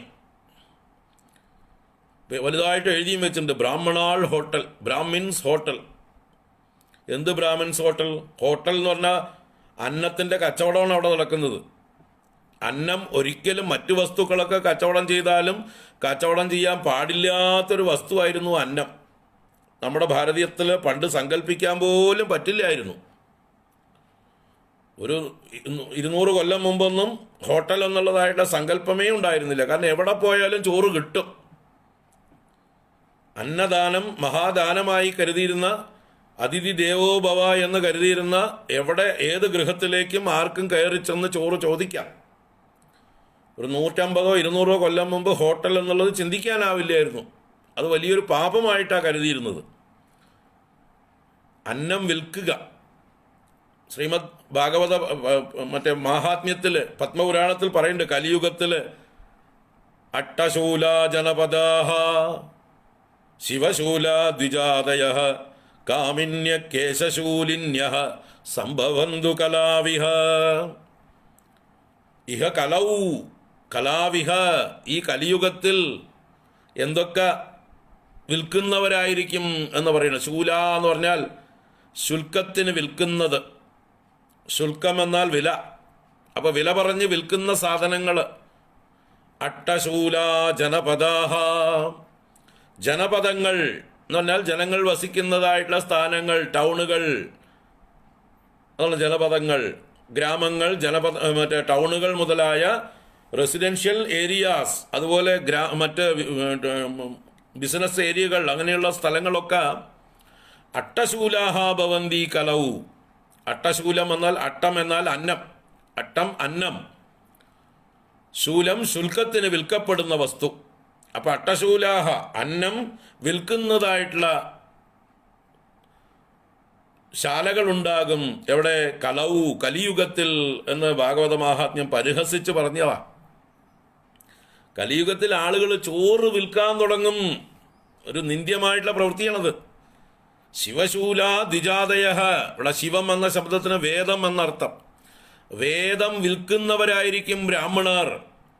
എന്നുവെച്ചാൽ കണക്ക് പറഞ്ഞ് ദക്ഷിണ മേടിക്കുന്ന അല്ലെങ്കിൽ ദക്ഷിണയൊന്നുമല്ല, ഫീസാണ്. ദക്ഷിണ എന്ന് പറഞ്ഞാൽ അതിനാൽ എന്താ പറയുക, ബെനിഫിറ്റഡ് ആവുന്ന പാർട്ടി സന്തോഷപൂർവ്വം കൊടുക്കുന്നതിനെയാണ് ദക്ഷിണ എന്ന് പറയുന്നത്. ഇത് ദക്ഷിണയല്ലല്ലോ, കണക്ക് പറഞ്ഞ് വിലയ്ക്ക് വിൽക്കുകയാണ്. എന്തിനെ? വേദങ്ങളെ. ഇപ്പം ഗണപതി ഹോമം ചെയ്യണമെങ്കിൽ ഇത്ര രൂപ ഫിക്സ് ചെയ്ത് പറയണം. 2000 രൂപ തന്നാൽ രാവിലെ വന്നിട്ട് ഗണപതി ഹോമം ഒപ്പിച്ചു തരാം. 5000 ആണെങ്കിൽ കുറച്ചുകൂടി ഗംഭീരാക്കി തരാം. 10000 ആണെങ്കിൽ കുറെ കൂടി അഷ്ടദ്രവ്യ ഗണപതി ഹോമം ഇന്ന ദ്രവ്യങ്ങളോടുകൂടി ഇത്രയും ഋത്തിക്കുകൾ വന്നുകൊണ്ട് നടത്തിത്തരാം. ഞങ്ങൾ 3 ആൾ വരും, 4 ആൾ വരും. അല്ല 1500 തരണമെങ്കിൽ അതിനനുസരിച്ച്, 1000 ആണെങ്കിൽ അതിനനുസരിച്ച്, 500 ആണെങ്കിൽ ഒന്ന് എത്തി നോക്കിയിട്ട് എന്തെങ്കിലും പുകച്ചിട്ട് ഒറ്റ ഓട്ടമാണ്. കർക്കിടക മാസത്തിലൊക്കെ ഒരു പുരോഹിതൻ തന്നെ 10 വീട്ടിൽ രാവിലെ ഗണപതി ഹോമം ചെയ്യും. എല്ലാവരും എത്തി നോക്കിയിട്ട് ഓടിപ്പോക്കേ ഉള്ളൂ. അപ്പോൾ 500 1000 വെച്ച് കണക്ക് പറഞ്ഞ് മേടിക്കും. അപ്പം അതെന്താണ്? വിൽക്കലാണ്, വിൽപ്പന ചരക്കായി മാറി. എന്ത്? വേദം. ശിവശൂല ദ്വിജാതികൾ, ബ്രാഹ്മണർ ശിവശൂലന്മാരായിരിക്കും, വേദം വിൽക്കുന്നവരായിരിക്കും. കാമിന്യ കേശശൂലിന്യ, സുന്ദരികളായ സ്ത്രീകൾ അവരുടെ തലമുടി വിൽക്കുന്നവരായിരിക്കും. എന്ന് പറഞ്ഞാൽ ഇവിടെ തലമുടി എന്നാൽ സൗന്ദര്യം എന്നർത്ഥമാണ്. അവരുടെ സൗന്ദര്യം വിറ്റ് ഫാഷൻ പരേഡുകളും ഫാഷൻ ഷോകളും നടത്തി, അല്ലേ? ഇപ്പോൾ ഏത് വിഷയത്തിൻ്റെ അഡ്വർടൈസ്മെൻറ്റിൽ ആരാ നിറഞ്ഞു നിൽക്കുന്നത്? സ്ത്രീകളുമായിട്ടൊരു ബന്ധമില്ലാത്ത വിഷയമായിരിക്കും. അതിലും സ്ത്രീകൾ തുണി പാതി ഉടുത്തിട്ട് അർദ്ധനഗ്നരായിട്ടുള്ള സ്ത്രീകളുടെ പടമില്ലാതെ ഏത് സാധനവും വിറ്റുപോയില്ല. അപ്പോൾ അങ്ങനെ ആയിട്ടുണ്ട്. സ്ത്രീകളുമായിട്ട് ഒരു ബന്ധമില്ലാത്ത സാധനമായിരിക്കും, അതിലും സ്ത്രീകളുണ്ടാവും. പുരുഷന്മാരുടെ അണ്ടർവെയർ വിൽക്കാനായിരിക്കും പരസ്യം, അതിൽ നിറഞ്ഞു നിൽക്കുന്നത് സ്ത്രീകളായിരിക്കും. പുരുഷന്മാരുടെ ഷേവിങ് മെറ്റീരിയൽസ് ആയിരിക്കും, അതിലും ഉണ്ടാവും സ്ത്രീകൾ. അപ്പോൾ അതിലൊക്കെ സ്ത്രീകളാണ് വിൽപ്പന ചരക്ക്. അതിനെയാണ് ഭാഗവതം പറഞ്ഞത് കാമിന്യ കേശശൂലിന്യ എന്ന്. കാമിനികളായ സ്ത്രീകൾ അവരുടെ മുടി വിറ്റ് ജീവിക്കും, അവരുടെ സൗന്ദര്യം വിറ്റ് ജീവിക്കും എന്നർത്ഥം. സൗന്ദര്യം ഒരു വിൽപ്പന ചരക്കായി മാറും. അതുതന്നെയാണ് ഇവിടെ നടക്കുന്ന എല്ലാ പരിപാടികളും. ശരി, പറഞ്ഞു വന്നത്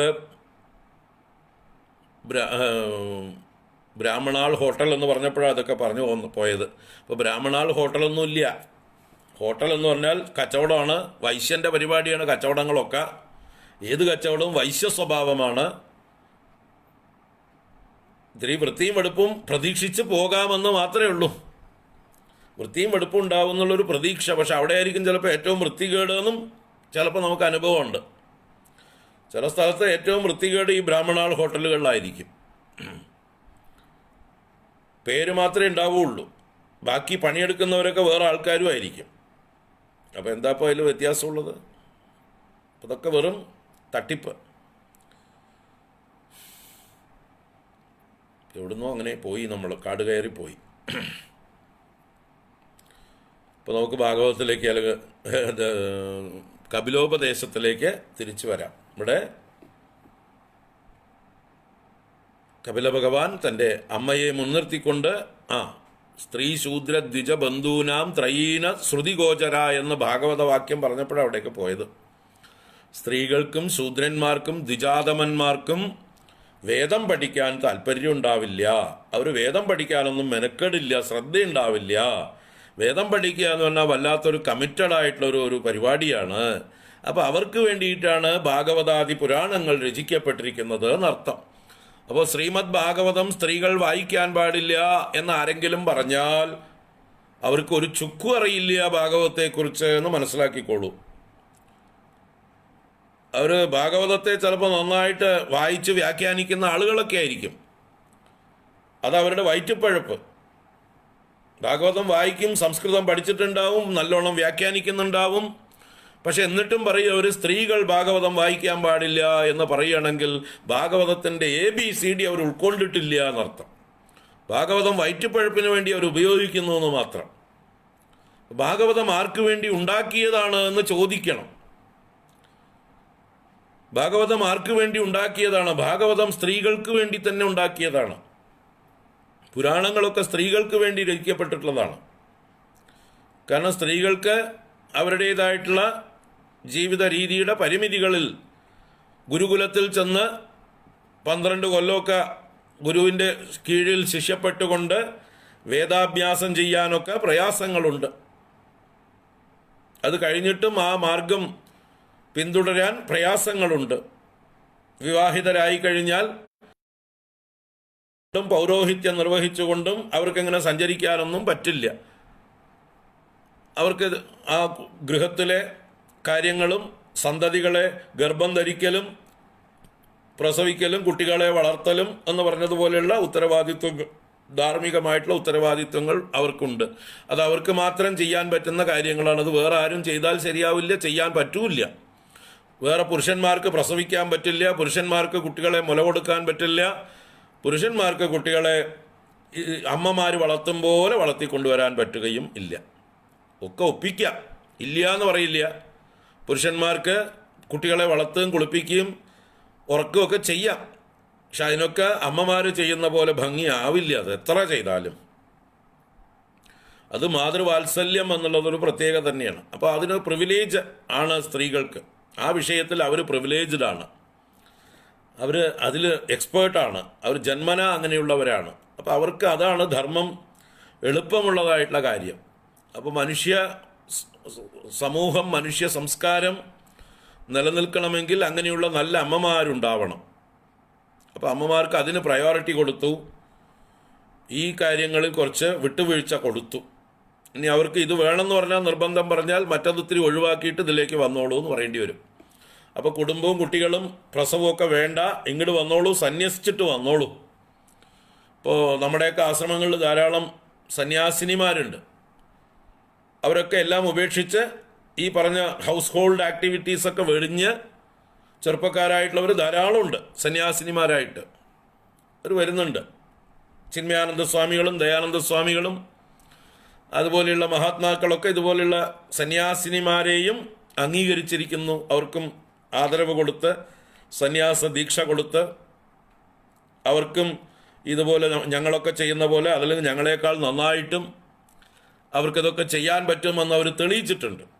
എത്രയോ സന്യാസിനിമാർ, അമ്മമാർ, മാതാജിമാർ നമ്മുടെ ആശ്രമങ്ങളിലുണ്ട്, നമ്മളെക്കാൾ നന്നായിട്ട് കാര്യങ്ങൾ നടത്തിക്കൊണ്ടു പോകുന്നവർ.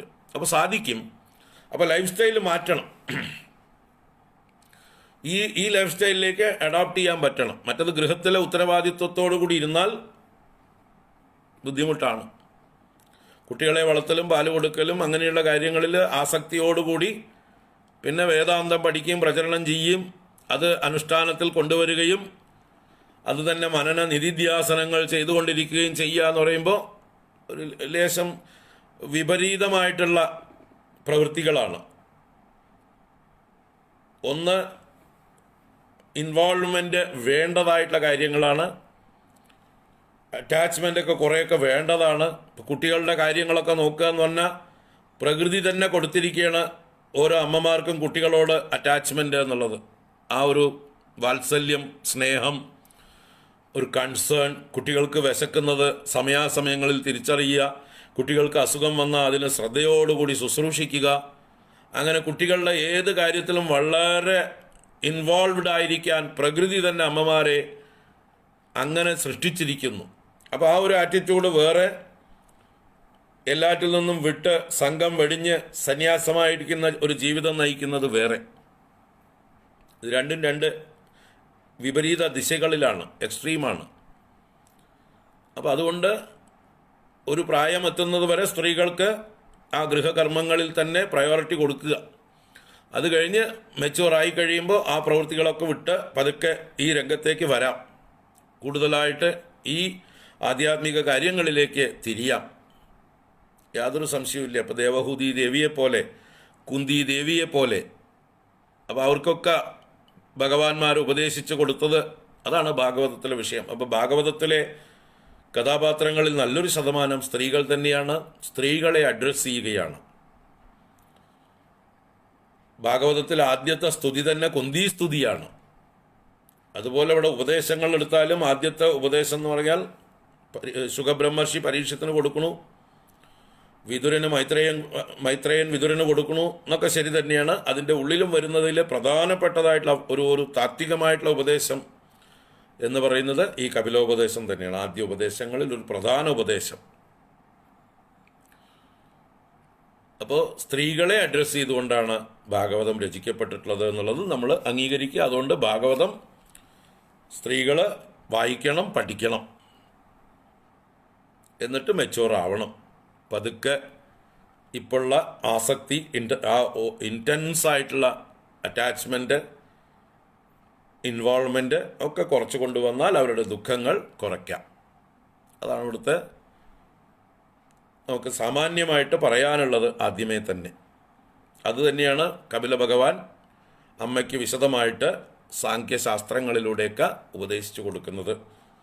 അമ്മയ്ക്ക് ഏറ്റവും ഉത്തമമായിട്ടുള്ളത് ഭക്തിയാണ് എന്നും ഉറപ്പിച്ച് പറയുന്നുണ്ട്.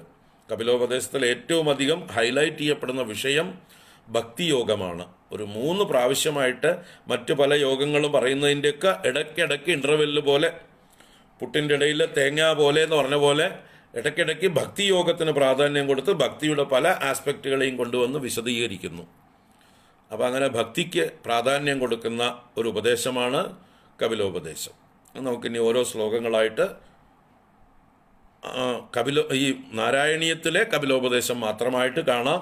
ഇന്നലെ നമ്മൾ ഭാഗവതത്തിലെ ഒരു അധ്യായത്തിലെ കുറേ ഭാഗങ്ങൾ വിശദമായി ചർച്ച ചെയ്തു. അതുപോലെ പോണില്ല ഇനി. അതുപോലെ പോയാൽ നമ്മൾ മുന്നോട്ട് പോകാൻ പതുക്കെയാവും. ഒന്നാമത്തെ ശ്ലോകം കണ്ടു. മതിരിഹ ഗുണസക്ത ബന്ധകൃത് തേഷ്വസക്ത ത്വമൃതകൃതുപരുന്ധേ ഭക്തിയോഗസ്തു സക്തിം മഹദനുഗമലഭ്യ ഭക്തിരേവാത്ര സാധ്യ കപിലതനുരിതിത്വം ദേവഹൂത്യൈന്യഗാദീഹി. അപ്പോൾ ഇഹ ഗുണസക്ത മതിഹി ബന്ധകൃത്ത്, ഗുണങ്ങളിൽ ആസക്തമായ മതി മനസ്സ് ബന്ധത്തെ ഉണ്ടാക്കുന്നു. എന്നാൽ ആ വിഷയങ്ങളിൽ അസക്തമായാൽ, ശക്തിയില്ലാതായാൽ അമൃതകൃത്ത്, അത് അമൃതത്തെ, മോക്ഷത്തെ നൽകുന്നതാകുന്നു. അപ്പോൾ നമ്മുടെ ശക്തിയെ ഇല്ലാതാക്കാൻ എന്താ വഴി? ശക്തി നാച്ചുറൽ ആണല്ലോ എല്ലാവർക്കും. ഏത് വിഷയങ്ങളോടും ആസക്തി വർദ്ധിച്ചു വരണമല്ലോ. എന്നാണെങ്കിൽ ആ ശക്തിയെ ഇല്ലാതെയാക്കാൻ ഭക്തിയോഗ തു ശക്തിം ഉപരുന്തേ, ഭക്തിയോഗം ശക്തിയെ തടയുന്നു, ശക്തിയെ കുറയ്ക്കുന്നു. അപ്പോൾ ആസക്തിയെ തടയാനുള്ളതായിട്ടുള്ള വഴിയാണ് ഭഗവാനോടുള്ളതായിട്ടുള്ള ഭക്തി വർദ്ധിപ്പിക്കുക. ശരി, സമ്മതിച്ചു. എവിടുന്നാ ഭക്തി ഉണ്ടാവുക? ഭക്തി ആകാശത്തുനിന്ന് പൊട്ടി വീഴോ? വിലയ്ക്ക് വാങ്ങാൻ കിട്ടുന്ന സാധനമാണോ? എവിടുന്നാണ് ഭക്തി കിട്ടുക എന്നാണെങ്കിൽ മഹദനുഗമലഭ്യ ഭക്തി, മഹാത്മാക്കളെ അനുഗമിച്ചാൽ ലഭിക്കുന്നതാണ് ഭക്തി. അത് ശരി, അതാണ് ഇവിടെ സാധിക്കേണ്ടത് എന്നാണ് മേൽപ്പത്തൂർ പറയുന്നത്, കപില ഭഗവാൻ പറയുന്നത്. മഹദനുഗമലഭ്യ ഭക്തിരേവ അത്ര സാധ്യ. ഇവിടെ സാധിക്കേണ്ടത്, ഇവിടെ നേടേണ്ടത് ആ ഭക്തിയാണ്. അത് ലഭിക്കുന്നത് മഹാത്മാക്കളുടെ പുറകെ നടന്നാൽ, സത്സംഗം ചെയ്യുമ്പോഴാണ് ഈ ഭക്തി വർദ്ധിച്ചു വരിക എന്ന് കപിലമൂർത്തിയായ ഭഗവാനെ അങ്ങ് ദേവഹൂതി എന്ന അമ്മയ്ക്കായിക്കൊണ്ട് ഉപദേശിച്ചു കൊടുത്തൂല്ലേ എന്ന് ഗുരുവായൂരപ്പനോടും നേരെ നോക്കി പറയുകയാണ്. കപിലതനുജിതിത്വം ദേവഹൂത്യൈന്യഗാദീഹി. അടുത്ത ശ്ലോകത്തിലേക്ക് കടക്കാം. അപ്പോൾ ശ്രീമദ് ഭാഗവതം 25-ാം അധ്യായം സംഗ്രഹിച്ച് പറഞ്ഞു. ഇനി അടുത്ത ശ്ലോകം 26-ാം അധ്യായത്തിൻ്റെ സംഗ്രഹം. തൃതീയ സ്കന്ധത്തിലെ കപിലോപദേശത്തിലെ 26-ാം അധ്യായം. അതിൽ പ്രധാനമായിട്ട് സാഖ്യം എന്ന വിഷയമാണ്. പ്രകൃതി പുരുഷ വിവേചനം, അതാണ് അതിലെ വിഷയം. അതിനെക്കുറിച്ചാണ് ഇവിടെ 2-ാമത്തെ ശ്ലോകം. പ്രകൃതി മഹദഹങ്കാരാശ്ച മാത്രാശ്ച ഭൂതാനി അഭിഹൃതഭിദശാക്ഷി പൂരുഷഃ പഞ്ചവിംശഃ ഇതി വിദിത വിഭാഗോ മുച്യതേ അസൗ പ്രകൃത്യാ കപിലതനുരിതിത്വം ദേവഹൂത്യൈന്യഗാദീഹി. പ്രകൃതി മഹദഹങ്കാരാശ്ച മാത്രാശ്ച ഭൂതാനി അഭിഹൃതവിദസാക്ഷി പൂരുഷഃ പഞ്ചവിംശഃ ഇതി വിദിത വിഭാഗോ മുച്യതേ സൗ പ്രകൃത്യ കപിലതനുരിതിത്വം ദേവഹൂത്യൈ ന്യഗാദീഹി. അവസാനത്തെ വരി എല്ലാറ്റിലും പൊതുവെ കപിലതനുവായ ഗുരുവായൂരപ്പ അങ്ങ് ഇപ്രകാരം ആ അമ്മയ്ക്കായി കൊണ്ട് പറഞ്ഞു കൊടുത്തൂലേ എന്ന്. അപ്പൊ എന്തൊക്കെയാ പറഞ്ഞത്? പ്രകൃതി മഹത് അഹങ്കാരാഹ ച, മൂന്നും കൂടി ചേർത്ത് ബഹുവചനം പറഞ്ഞു. പ്രകൃതി എന്ന് പറഞ്ഞാൽ ഇവിടെ മൂലപ്രകൃതി എന്ന് പറയുന്ന എല്ലാം ഉരുത്തിരിഞ്ഞു വരുന്നതിന് മുമ്പുള്ളതായിട്ടുള്ള ആ അവ്യക്തമായ അവസ്ഥ, ബീജാവസ്ഥ, ബ്രഹ്മത്തിൽ ലയിച്ചിരിക്കുന്നതായിട്ടുള്ള ശക്തി, അതിനെയാണ് മൂലപ്രകൃതി എന്ന് പറയുന്നത്. എല്ലാറ്റിനും കാരണമായതുകൊണ്ട് അതിന് മൂലം എന്ന് പറയുന്നു. ആ കാരണപ്രകൃതി തന്നെയാണ് മൂലപ്രകൃതി. നമ്മുടെ ഉള്ളിലും ഓരോരുത്തരുടെ ഉള്ളിലും കാരണശരീരം എന്ന് പറഞ്ഞൊരു ഭാവമുണ്ട്. ഉള്ളിൽ എന്നുള്ളതൊക്കെ ഭാഷയുടെ പരിമിതി കൊണ്ട് പറഞ്ഞതാണ്. ആ കാരണത്തിൽ നിന്നാണ് നമ്മുടെ സൂക്ഷ്മ ശരീരവും സ്ഥൂല ശരീരവും ആവിർഭവിക്കുന്നത്. കാരണം എന്ന് പറഞ്ഞാൽ ഈ നമ്മുടെ ശരീരങ്ങൾ എടുക്കുന്നതിന് കാരണമായതുകൊണ്ട് അതിന് കാരണശരീരം എന്ന് പറഞ്ഞു. കോസൽ ബോഡി എന്നതിനെ പറയും. കോസൽ എന്ന് പറഞ്ഞാൽ കാരണമായതുകൊണ്ട്, കോസ് എന്നാ കാരണം. അപ്പോൾ നമ്മൾ ഈ സൂക്ഷ്മ സ്ഥൂല ശരീരങ്ങൾ എടുക്കാൻ നമ്മുടെ ജന്മാന്തര വാസനകൾ ആണ് ഇവിടുത്തെ കാരണശരീരം. നമ്മുടെ ജന്മാന്തര വാസനകൾ അവിടെ സൂക്ഷ്മമായിട്ട് ലയിച്ചു കിടപ്പുണ്ട്. അവ്യക്തമാണത്. എന്തൊക്കെയാണ് അവിടെ ഉള്ളതെന്ന് അറിയില്ല ആർക്കും. പക്ഷെ അതുണ്ട്. ഉള്ളത് കൊണ്ടാണ് പിന്നെ നമ്മുടെ മനസ്സിൽ ഓരോരോ ആഗ്രഹങ്ങൾ, ചിന്തകൾ ഒക്കെ ഉരുത്തിരിഞ്ഞ് വരുന്നത്. നമ്മുടെ മനസ്സ് തന്നെ ഉണ്ടായത് അതിൽ നിന്നാണ്. മനസ്സ്, ബുദ്ധി മുതലായ അന്ധകരണങ്ങളൊക്കെ ഉണ്ടായത് ആ ഉള്ളിലുള്ളതായിട്ടുള്ള ആ വാസനകളെ പ്രകടിപ്പിക്കുവാനുള്ള ഓരോ അവന്യൂസ് സ്വയം നിർമ്മിച്ചതാണ്. ഓരോ ഉപകരണങ്ങൾ നിർമ്മിച്ച് അതിലൂടെ പ്രകടിപ്പിക്കുകയാണ്. ഈ ഉള്ളിലുള്ള വാസനകളെ എക്സ്പ്രസ് ചെയ്യാനുള്ള ഉപകരണങ്ങളാണ് ഈ അന്ധകരണങ്ങൾ, സൂക്ഷ്മ ശരീരം.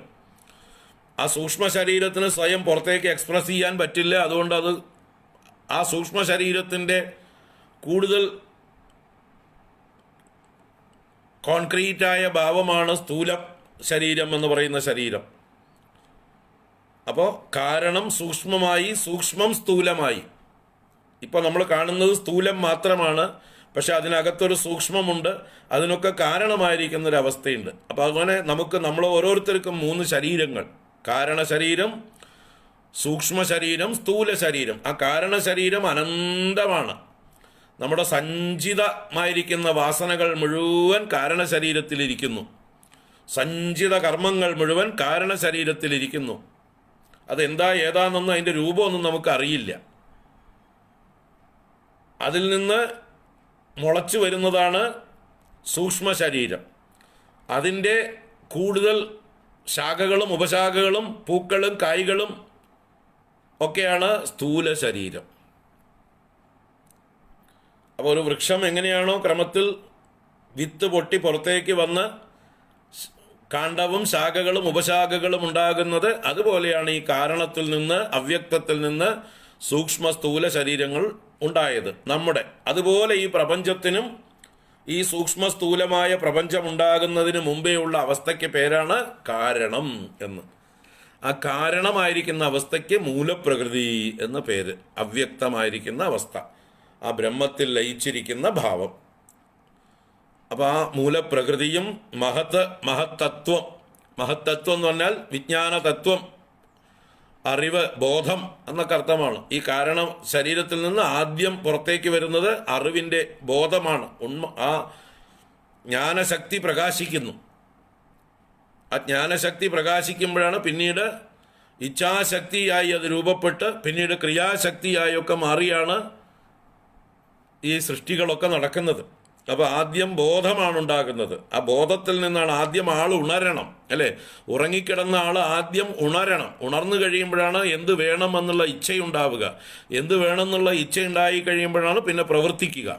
അപ്പോൾ ആദ്യം ജ്ഞാനശക്തി, പിന്നെ ഇച്ഛാശക്തി, പിന്നെ ക്രിയാശക്തി, 3 ശക്തികൾ ഉണർന്നു വരും ക്രമത്തിൽ. ആദ്യം ജ്ഞാനശക്തി, പിന്നെ ഇച്ഛാശക്തി, പിന്നെ ക്രിയാശക്തി. അപ്പോൾ ഈ 3 ശക്തികളും അടങ്ങിയിരിക്കുന്ന, ഒന്നിച്ച് സൂക്ഷ്മമായി ലയിച്ചിരിക്കുന്ന അവസ്ഥയാണ് മൂലപ്രകൃതി.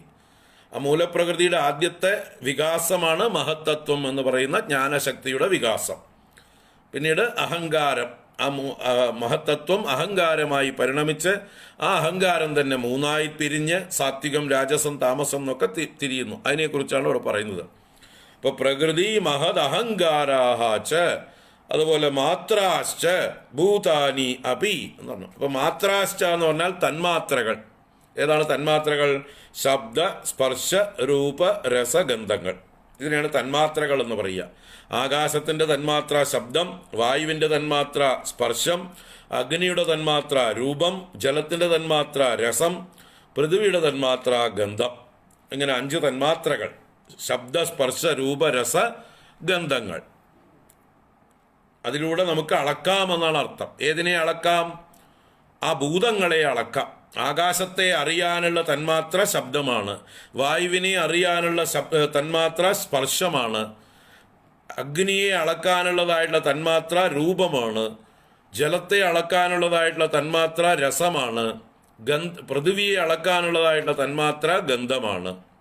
മാത്ര എന്ന് പറഞ്ഞാൽ മീയത്തെ അനേന ഇതി മാത്ര. മീയത്തെ എന്ന് പറഞ്ഞാൽ അളക്കുന്നു, അളക്കുന്നു എന്ന് പറഞ്ഞാൽ അറിയുന്നു എന്ന് തന്നെയാണ്. അറിയാൻ വേണ്ടിയിട്ടാണ് അളക്കുന്നത് നമ്മൾ. അപ്പം അതിലൂടെ അറിയപ്പെടുന്നു, അളക്കപ്പെടുന്നു. അതുകൊണ്ട് മാത്ര. അപ്പം മാത്രകൾ, ശബ്ദസ്പർശാദി മാത്രകൾ. ഭൂതാനി അപി, ഭൂതങ്ങൾ എന്നാൽ പഞ്ചഭൂതങ്ങൾ, ആകാശം, വായു, അഗ്നി, ജലം, പൃഥ്വി എന്ന പഞ്ചഭൂതങ്ങൾ. അത് കഴിഞ്ഞ് ഹൃദബി ദശാക്ഷി. ഹൃദബി എന്ന് പറഞ്ഞു. ഹൃത്ത് എന്ന് പറഞ്ഞാൽ ഇവിടെ മനസ്സ് എന്നുള്ള അർത്ഥത്തിലാണ്. ഹൃദയം എന്ന് പറയുന്നത് മനസ്സിനെയാണ്, അന്ധകരണം എന്ന് അർത്ഥം. ഹൃത്ത് എന്നുള്ളത് അന്ധകരണം, 4 അന്ധകരണങ്ങളെ എടുക്കാം. മനസ്സ്, ബുദ്ധി, അഹങ്കാരം, ചിത്തം. അതിന് ഹൃത്ത് എന്ന് പറഞ്ഞു. ദശാക്ഷി എന്ന് പറയുന്നത് 10 ഇന്ദ്രിയങ്ങൾ എന്നർത്ഥത്തിലാണ്. 10 ഇന്ദ്രിയങ്ങളെ ദശാക്ഷി എന്ന് പറഞ്ഞാൽ 5 ജ്ഞാനേന്ദ്രിയങ്ങളും 5 കർമ്മേന്ദ്രിയങ്ങളും. അപ്പോൾ എത്രയായി?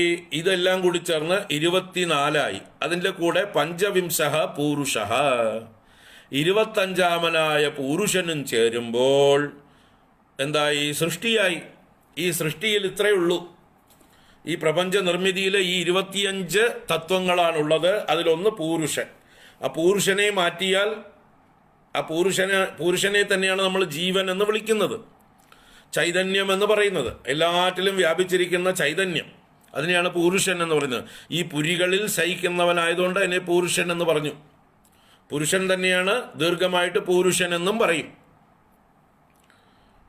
അപ്പോൾ പഞ്ചവിംശ 25ാമനായ പുരുഷനും എന്ന് പറയുമ്പോൾ മറ്റ് 24 ആദ്യം പറഞ്ഞു. ആ 24, അതായത് പഞ്ചജ്ഞാനേന്ദ്രിയങ്ങൾ, പഞ്ചകർമ്മേന്ദ്രിയങ്ങൾ, പഞ്ചഭൂതങ്ങൾ, പഞ്ചതന്മാത്രകൾ, 4 അന്ധകരണങ്ങൾ. ആ അന്ധകരണങ്ങളുടെ തന്നെ മറ്റൊരു ഭാവം തന്നെയാണ് അവിടെ പ്രകൃതി, മഹത്ത്, അഹങ്കാരം എന്നൊക്കെ പറഞ്ഞത്. പ്രകൃതി, മൂലപ്രകൃതി തന്നെയാണ് നമ്മുടെ ചിത്തം എന്ന് പറയുന്നത്.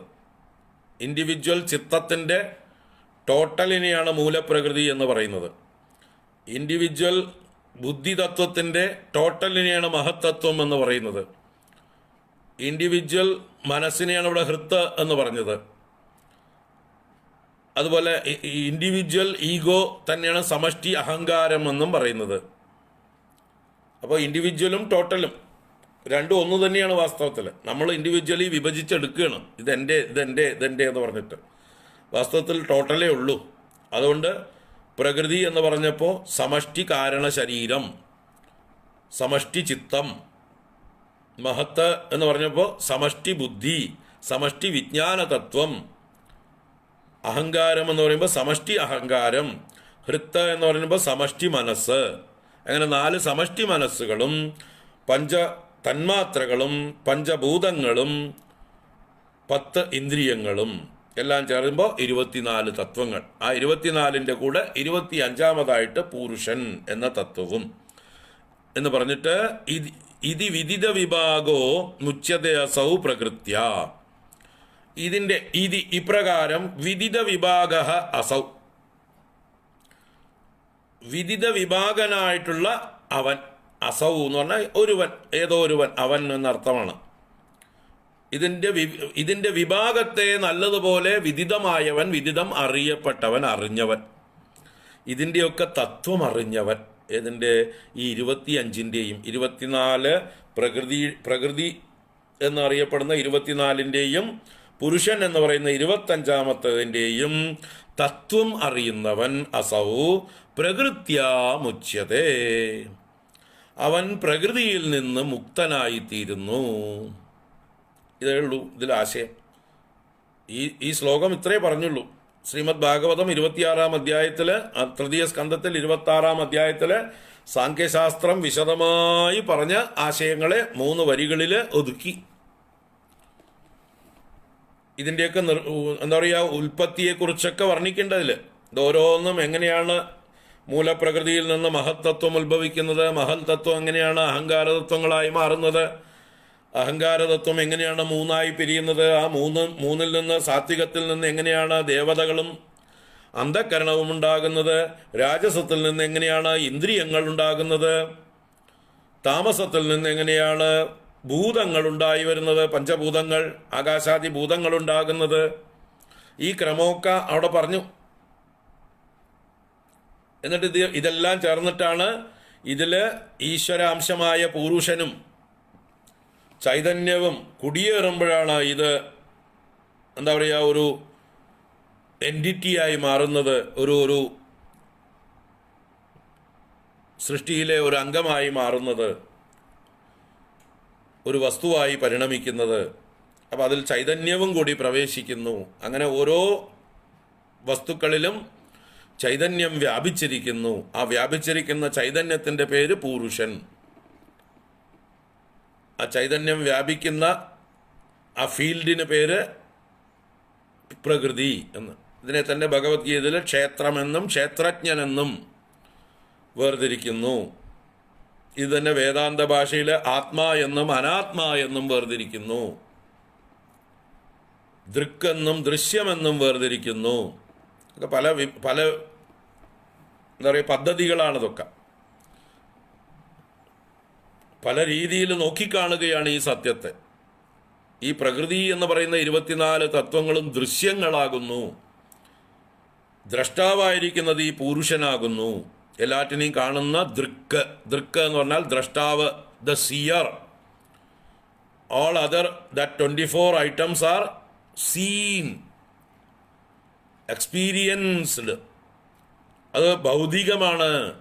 അത് എന്നിൽ നിന്ന് അന്യമായിട്ട് വേർതിരിച്ച് അതിനെയൊക്കെ ദൃശ്യമാക്കി കണക്കാക്കി ആ ദൃശ്യത്തിൽ നിന്ന് ഞാൻ വിലക്ഷണനാണ്, ദ്രഷ്ടാവ്. ഞാൻ കണ്ടതൊന്നും ഞാനല്ലല്ലോ.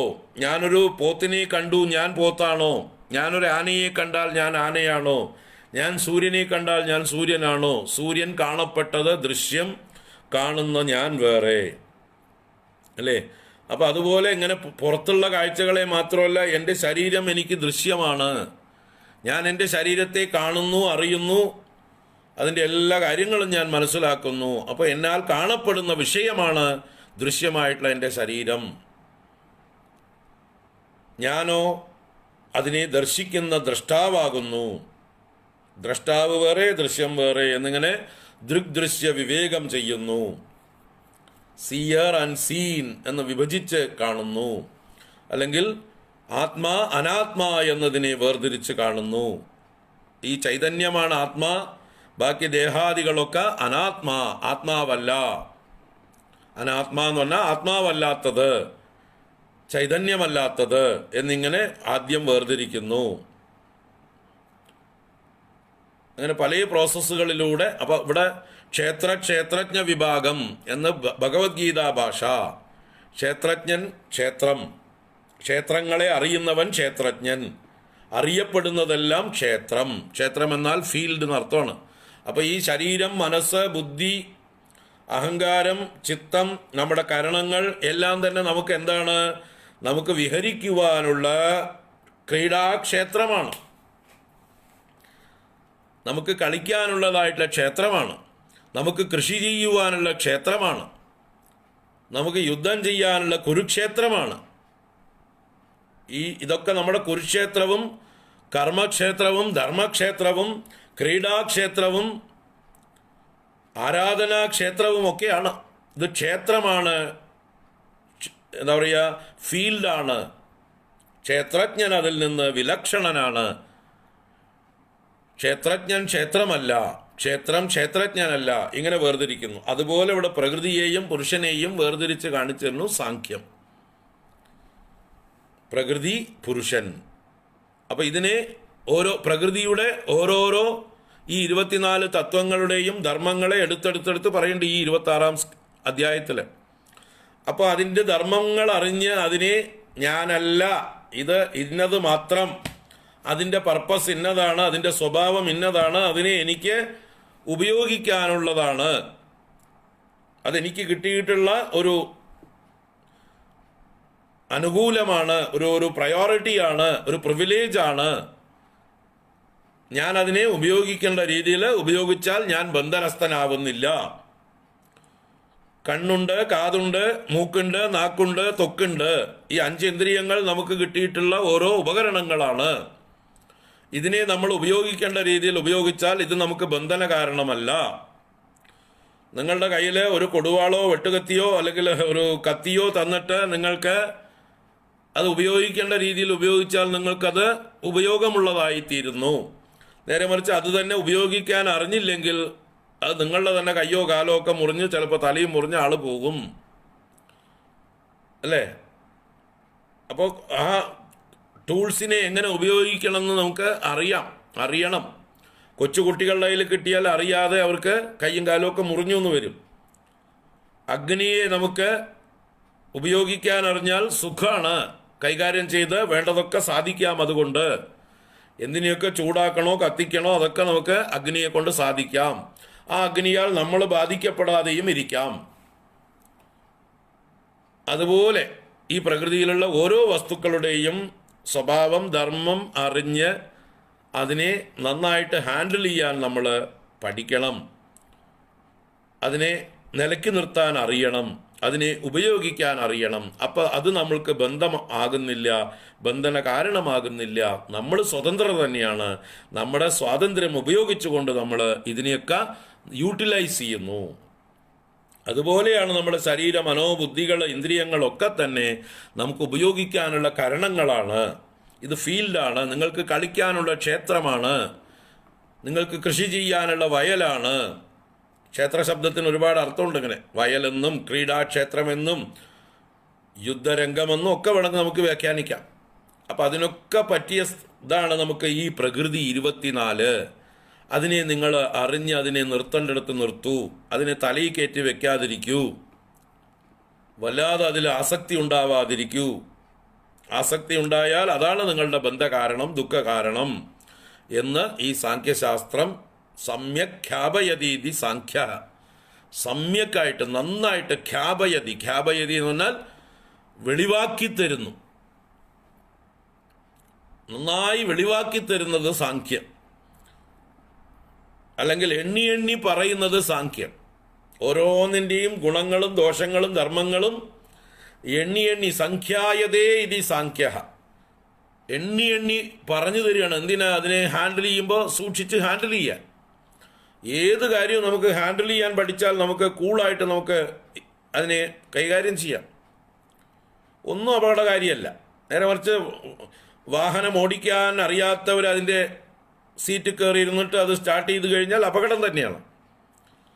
വാഹനത്തെ നന്നായി നിയന്ത്രിക്കാൻ അറിയുന്ന ഒരാൾക്ക് ഏത് വാഹനത്തിലും അയാൾക്ക് കയറിയിരുന്ന് അതിനെ നിയന്ത്രിക്കാൻ അറിയുമെങ്കിൽ ഒരു പ്രശ്നവുമില്ല.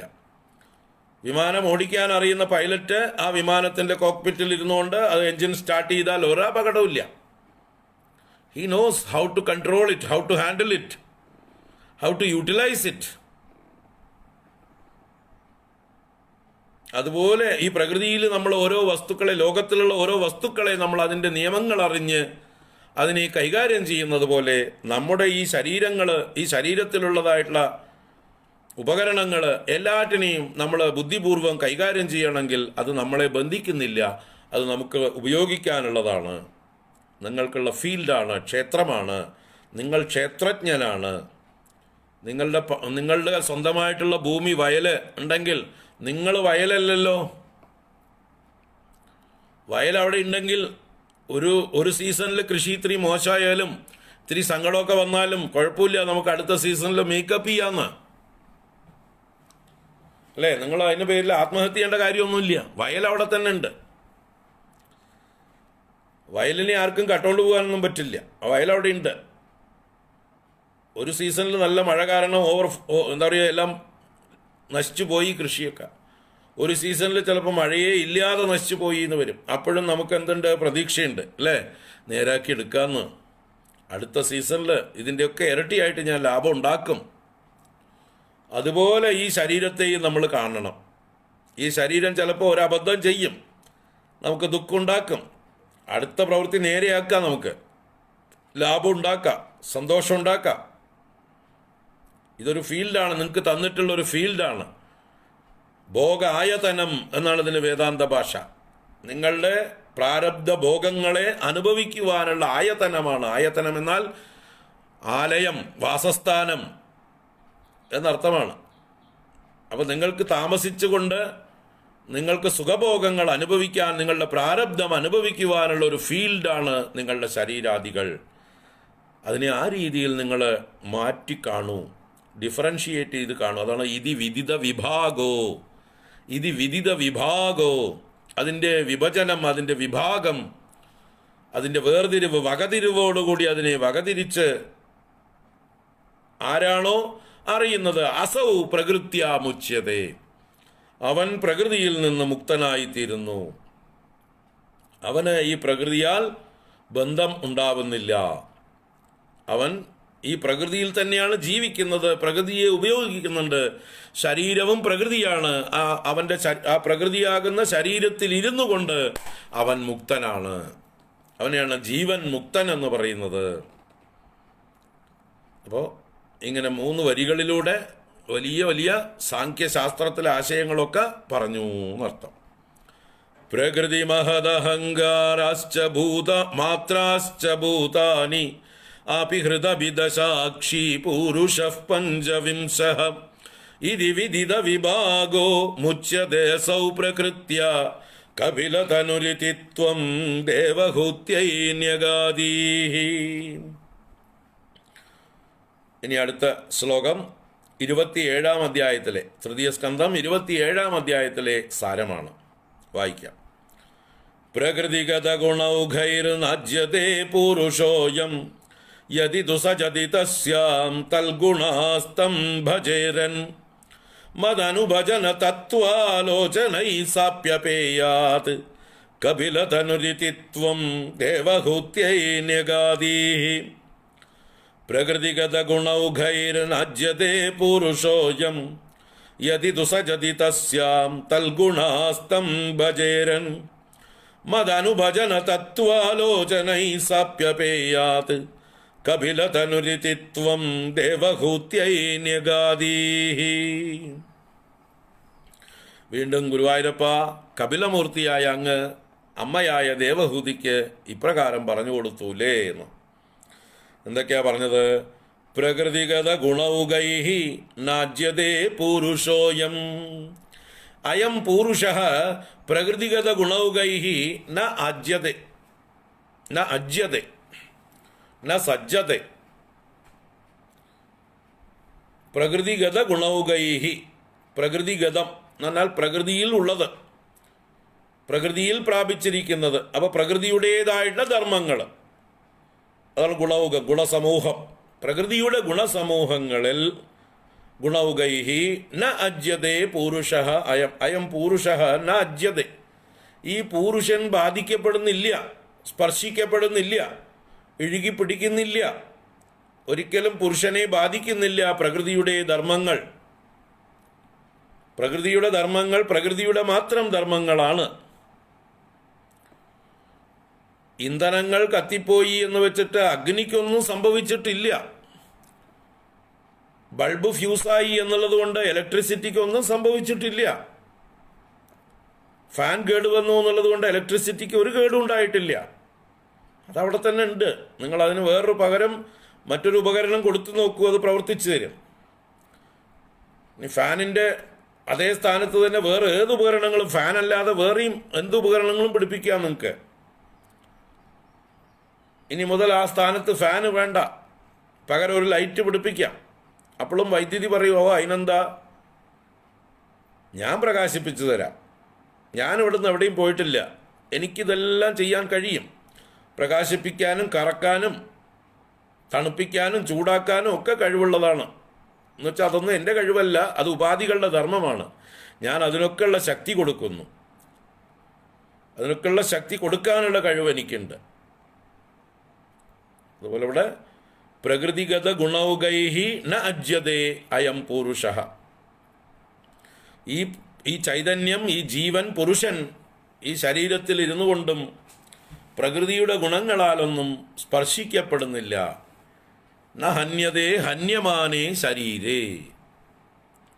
ശരീരം നശിച്ചാലും ഈ പുരുഷൻ എന്ന ആത്മാ ന ഹന്യതേ, നശിക്കുന്നില്ല, ഹനിക്കപ്പെടുന്നില്ല. ന ജായതേ നോ മ്രിയതേവാ കഥാചിത്. ആ പുരുഷൻ ജനിക്കുന്നില്ല, മരിക്കുന്നില്ല. പിന്നെ ആർക്കാ ജനന മരണം? ഈ പ്രകൃതി അഥവാ ശരീരത്തിന്.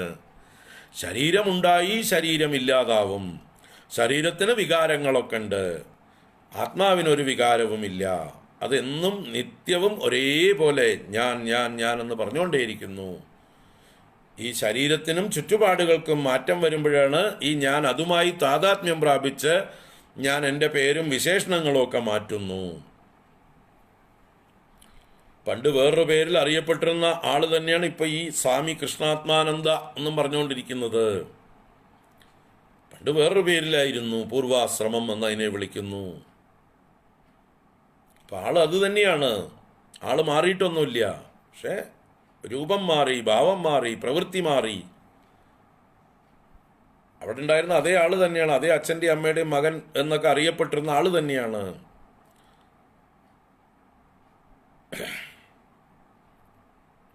പയം പൂരുഷ പ്രകൃതിഗത ഗുണൗകൈഹി നാജ്യത. ഈ പുരുഷൻ ഇതിനാലൊന്നും സ്പർശിക്കപ്പെടുന്നില്ല, ബാധിക്കപ്പെടുന്നില്ല. ഏതീതു സജതി തസ്യാം. ഒരു കണ്ടീഷൻ പറയണം. ഏതീതു, എന്നാലോ ഇങ്ങനെ ആവുകയാണെങ്കിൽ എങ്ങനെ? തസ്യാം സജതി, തസ്യാം പ്രകൃത്യാം സജതി. അജ്യത എന്നുള്ളതിൻ്റെ ഓപ്പോസിറ്റാണ് സജ്യത, സജതി. ബന്ധിക്കുക, കെട്ടുക എന്നൊക്കെ അർത്ഥമാണ് സജതി എന്നുള്ളതുകൊണ്ട്. അപ്പോൾ ഇഴുകി ചേരുക, ആസക്തി ഉണ്ടാവുക, ശക്തി ഉണ്ടാവുക, അങ്ങനെയൊക്കെ ആണെങ്കിൽ ആ പ്രകൃതിയോട് തന്മയീഭാവം ഉണ്ടാവുകയാണെങ്കിൽ, പ്രകൃതിയോട് ഇയാൾ ഒട്ടുകയാണെങ്കിൽ തൽഗുണാഹ തം ഭജേരൻ. തൽഗുണാഹ എന്ന് പറഞ്ഞാൽ പ്രകൃതേഹേ ഗുണാഹ, തം ഭജേരൻ എന്ന് പറഞ്ഞാൽ പുരുഷം ഭജേരൻ.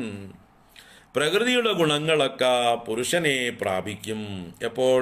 ഈ പുരുഷൻ ഈ പ്രകൃതിയുമായിട്ട് വല്ലാതെ അങ്ങോട്ട് ബന്ധപ്പെട്ടാൽ. ഈ പുരുഷൻ പ്രകൃതിയുമായിട്ട് അവിഹിതമായി ബന്ധപ്പെട്ടാൽ അയാൾക്ക് ഈ പ്രകൃതിയുടെ ഭാരമൊക്കെ ചുമക്കേണ്ടി വരും. എന്നുവെച്ചാൽ പ്രകൃതിയുടെ ധർമ്മങ്ങളൊക്കെ തൻ്റെ ധർമ്മമാണെന്ന് അയാൾ തെറ്റിദ്ധരിക്കും. അപ്പൊ ഈ പ്രകൃതിയുമായിട്ട് വാസ്തവത്തിൽ ചേരേണ്ട ഒരു കാര്യമില്ല. പ്രകൃതിയെ ഉപയോഗിക്കുക മാത്രമേ വേണ്ടൂ. അതുമായിട്ട് ആസക്തി ഉണ്ടാവേണ്ട കാര്യമില്ല, സംഘം ഉണ്ടാവേണ്ട കാര്യമില്ല. പക്ഷേ അറിവില്ലായ്മ കൊണ്ട് സംഘം ഉണ്ടാവുകയാണെങ്കിൽ ഈ ശരീരം ഞാനാണ്, ഇന്ദ്രിയങ്ങളൊക്കെ ഞാനാണ്, മനസ്സ് ഞാനാണ്, ബുദ്ധി ഞാനാണെന്നൊക്കെ കരുതുകയും അതിനോട് ബന്ധപ്പെട്ടിട്ടുള്ളതൊക്കെ എൻ്റേതെന്ന് കരുതുകയും ചെയ്താൽ തസ്യാം സജതി, ആ പ്രകൃതിയിൽ അവൻ ഒട്ടുന്നു, സംഘമുണ്ടാകുന്നു, താതാത്മ്യം പ്രാപിക്കുന്നു.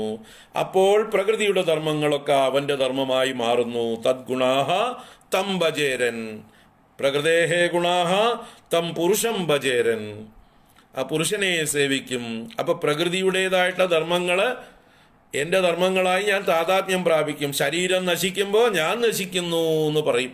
ശരീരത്തിന് പ്രായമാകുമ്പോൾ എനിക്ക് പ്രായമായി എന്ന് പറയും. ശരീരത്തിന് രോഗം ബാധിച്ചാൽ ഞാൻ രോഗി എന്ന് പറയും, അല്ലേ? ശരീരത്തിൽ എന്തെങ്കിലും വൈകല്യങ്ങൾ ഉണ്ടായാൽ ഞാൻ അംഗവൈകല്യമുള്ളവൻ എന്ന് പറയും. വാസ്തവത്തിൽ പുരുഷൻ ഒരു അംഗവൈകല്യവും ഇല്ല. പുരുഷൻ അന്ധനുമല്ല, ബധിരനുമല്ല, മൂകനുമല്ല. പുതിയൊരു ശരീരം ആ പുരുഷന് ഫിറ്റ് ചെയ്ത് കൊടുത്തു നോക്കൂ. അപ്പൊ ശരീരത്തിന്റെ ദോഷമാണ് അംഗവൈകല്യങ്ങൾ. അന്ധതയും ബധിരതയും മൂകതയും ഒക്കെ ഈ ഉപകരണങ്ങൾ കേടുവന്നു പോയതാണ്. ഓരോരോ വാതിലുകൾ തുറക്കാതെയായി. വിജാഗിരിയൊക്കെ തുരുമ്പെടുത്തു, അപ്പോൾ തുറക്കാതെയായി. അത് പറഞ്ഞിട്ട് അതിൻ്റെ ഉള്ളിലത്തെ ആൾക്ക് പ്രശ്നമുണ്ടോ? ഉള്ളിലത്തെ ആൾക്ക് ഈ വാതിൽ മാറ്റിവെച്ചാൽ അയാൾക്ക് പുറത്തേക്ക് വരാം. പിന്നെയും വാതിലുകളെ കേടുവന്നിട്ടുള്ളൂ. ആ വാതിലുകളെ റിപ്പയർ ചെയ്ത് പുതിയത് പിടിപ്പിച്ചാൽ അയാൾക്ക് അതേ വഴിക്ക് ഉള്ളിലുള്ള ആൾക്ക് പുറത്തേക്ക് വരാം, അകത്തേക്ക് കയറാം. അപ്പോൾ പുറത്തുള്ള ആള് ഒന്നും ബാധിക്കപ്പെട്ടിട്ടില്ല ഈ വാതിലുകളോ ജനലുകളോ കേടുവന്നതുകൊണ്ട്.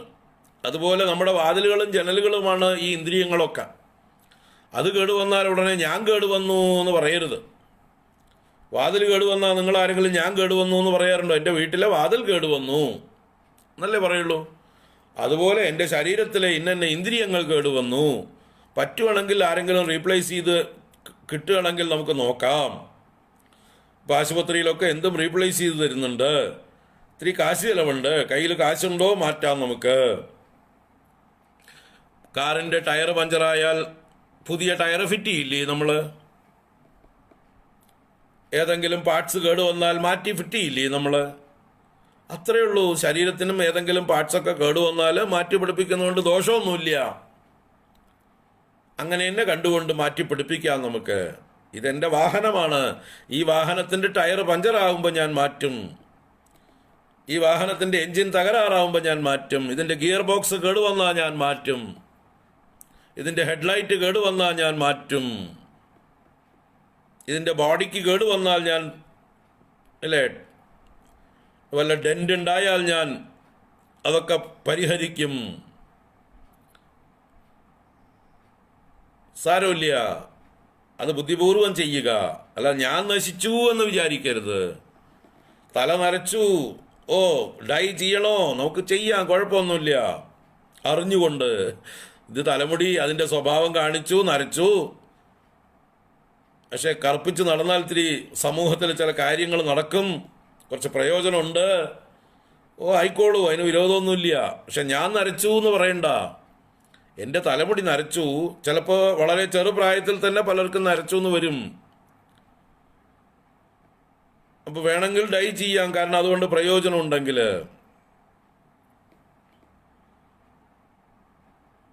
ചില ആളുകൾക്ക് നരയ്ക്കുന്നതാണ് ഇഷ്ടം, നരച്ചാൽ കൂടുതൽ പ്രയോജനം ഉണ്ടാവും. ആൾക്ക് പ്രായമായിട്ടില്ലെങ്കിലും നരച്ചുവെങ്കിൽ അതുകൊണ്ട് ചിലപ്പോൾ കുറച്ച് കൂടുതൽ ബഹുമാനവും വെയിറ്റും ഒക്കെ കിട്ടും. എവിടെ പോയാലും സൗകര്യമാണ്. അപ്പോൾ അവർക്ക് ഡൈ ചെയ്യേണ്ട കാര്യമില്ല.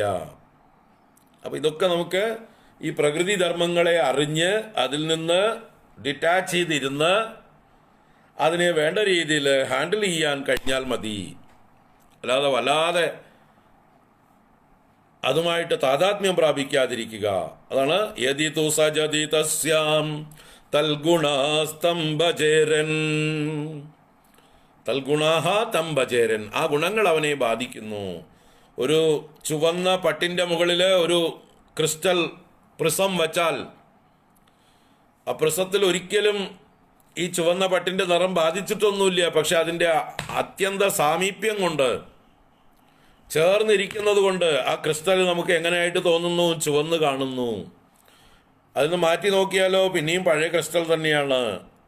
നീലയുടെ അടുത്ത് വെച്ചാൽ നീലയായിട്ട് കാണാം, പച്ചയുടെ അടുത്ത് വെച്ചാൽ പച്ചയായിട്ട് കാണാം. അപ്പോൾ ക്രിസ്റ്റൽ എപ്പോഴും ക്രിസ്റ്റൽ തന്നെയാണ്. ക്രിസ്റ്റലിലേക്ക് ഈ പട്ടുകളുടെ കളറൊന്നും ബാധിച്ചിട്ടില്ല. അതുപോലെ നമ്മുടെ ആത്മസ്വരൂപം, നമ്മിലെ ചൈതന്യം, പുരുഷൻ, അതാണ് നാം. അത് ക്രിസ്റ്റൽ ക്ലിയർ ആണ് എപ്പോഴും.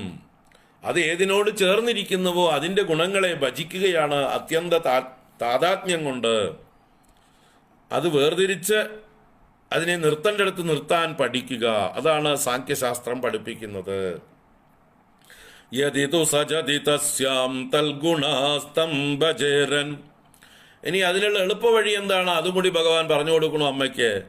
മദനുഭജന തത്വാലോചനൈ സാപ്യപേയാത്. മത് അനുഭജന തത്വാലോചനൈഹി സാ അപി അപേയാത്. സാ അപി എന്ന് പറഞ്ഞാൽ ആ പ്രകൃതിയും, അപേയാത് അപ ഇയാത് ദൂരേക്ക് പോകും, അകന്നു പോകും. ബന്ധം വിട്ടുപോകും, ഡൈവേഴ്സ് ചെയ്തു പോകും. അവളെ ശ്രദ്ധിക്കാതെയായാൽ, അല്ലേ, ആ പ്രകൃതിയെ ശ്രദ്ധിക്കാതെയായാൽ പ്രകൃതി നമ്മളെ വിട്ടുപോകും. ഓ, ഇയാളുടെ അടുത്തിരുന്നിട്ട് കാര്യമൊന്നുമില്ല, ഇയാൾ നമ്മളെ മൈൻഡ് ചെയ്യുന്നില്ല, അപ്പോൾ വിട്ടുപോകും.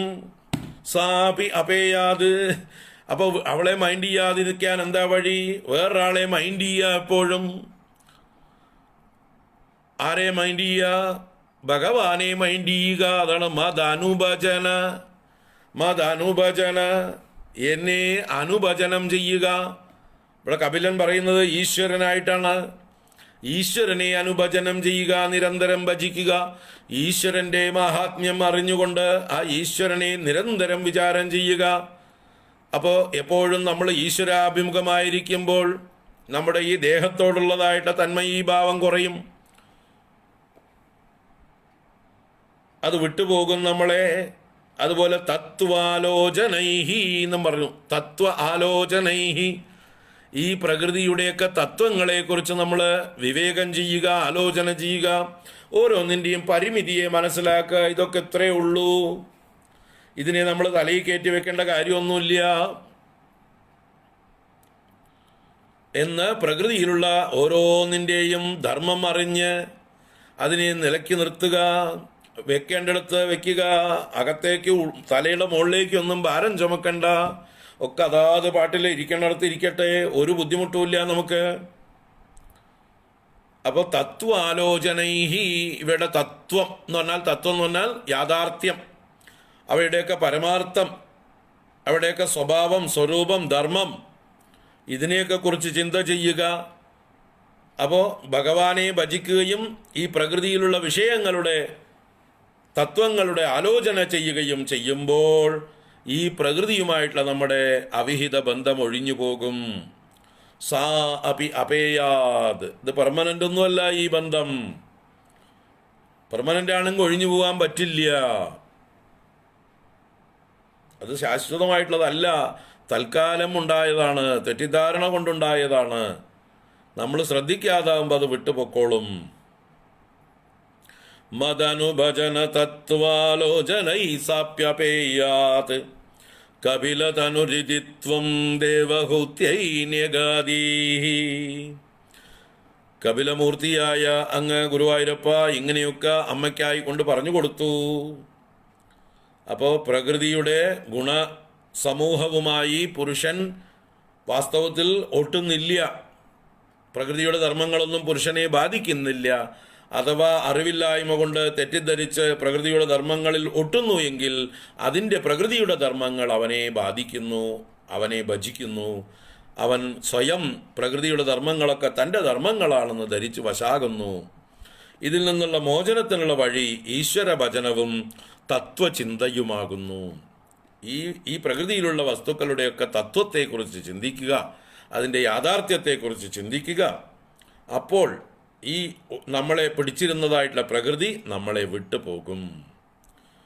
പ്രകൃതിഗത ഗുണൗഘൈർനജ്യതേ പൂരുഷോയം യദിതു സജതി തസ്യാം തൽഗുണാസ്തം ഭജേരൻ മദനുഭജന തത്വാലോചനൈ സാപ്യപേയാത് കപിലധനുരിതിത്വം ദേവഹൂത്യൈ ന്യഗാദി.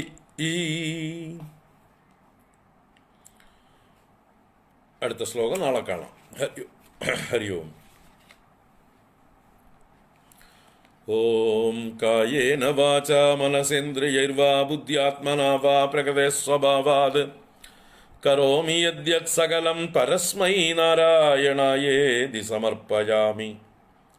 ഓം ശാന്തി ശാന്തി ശാന്തി. ഹരി ഓം. ശ്രീ ഗുരുഭ്യോ നമഃ. ഹരി ഓം. വൈകിട്ട് കാണാം 4:00 ദേവീ മാഹാത്മ്യം.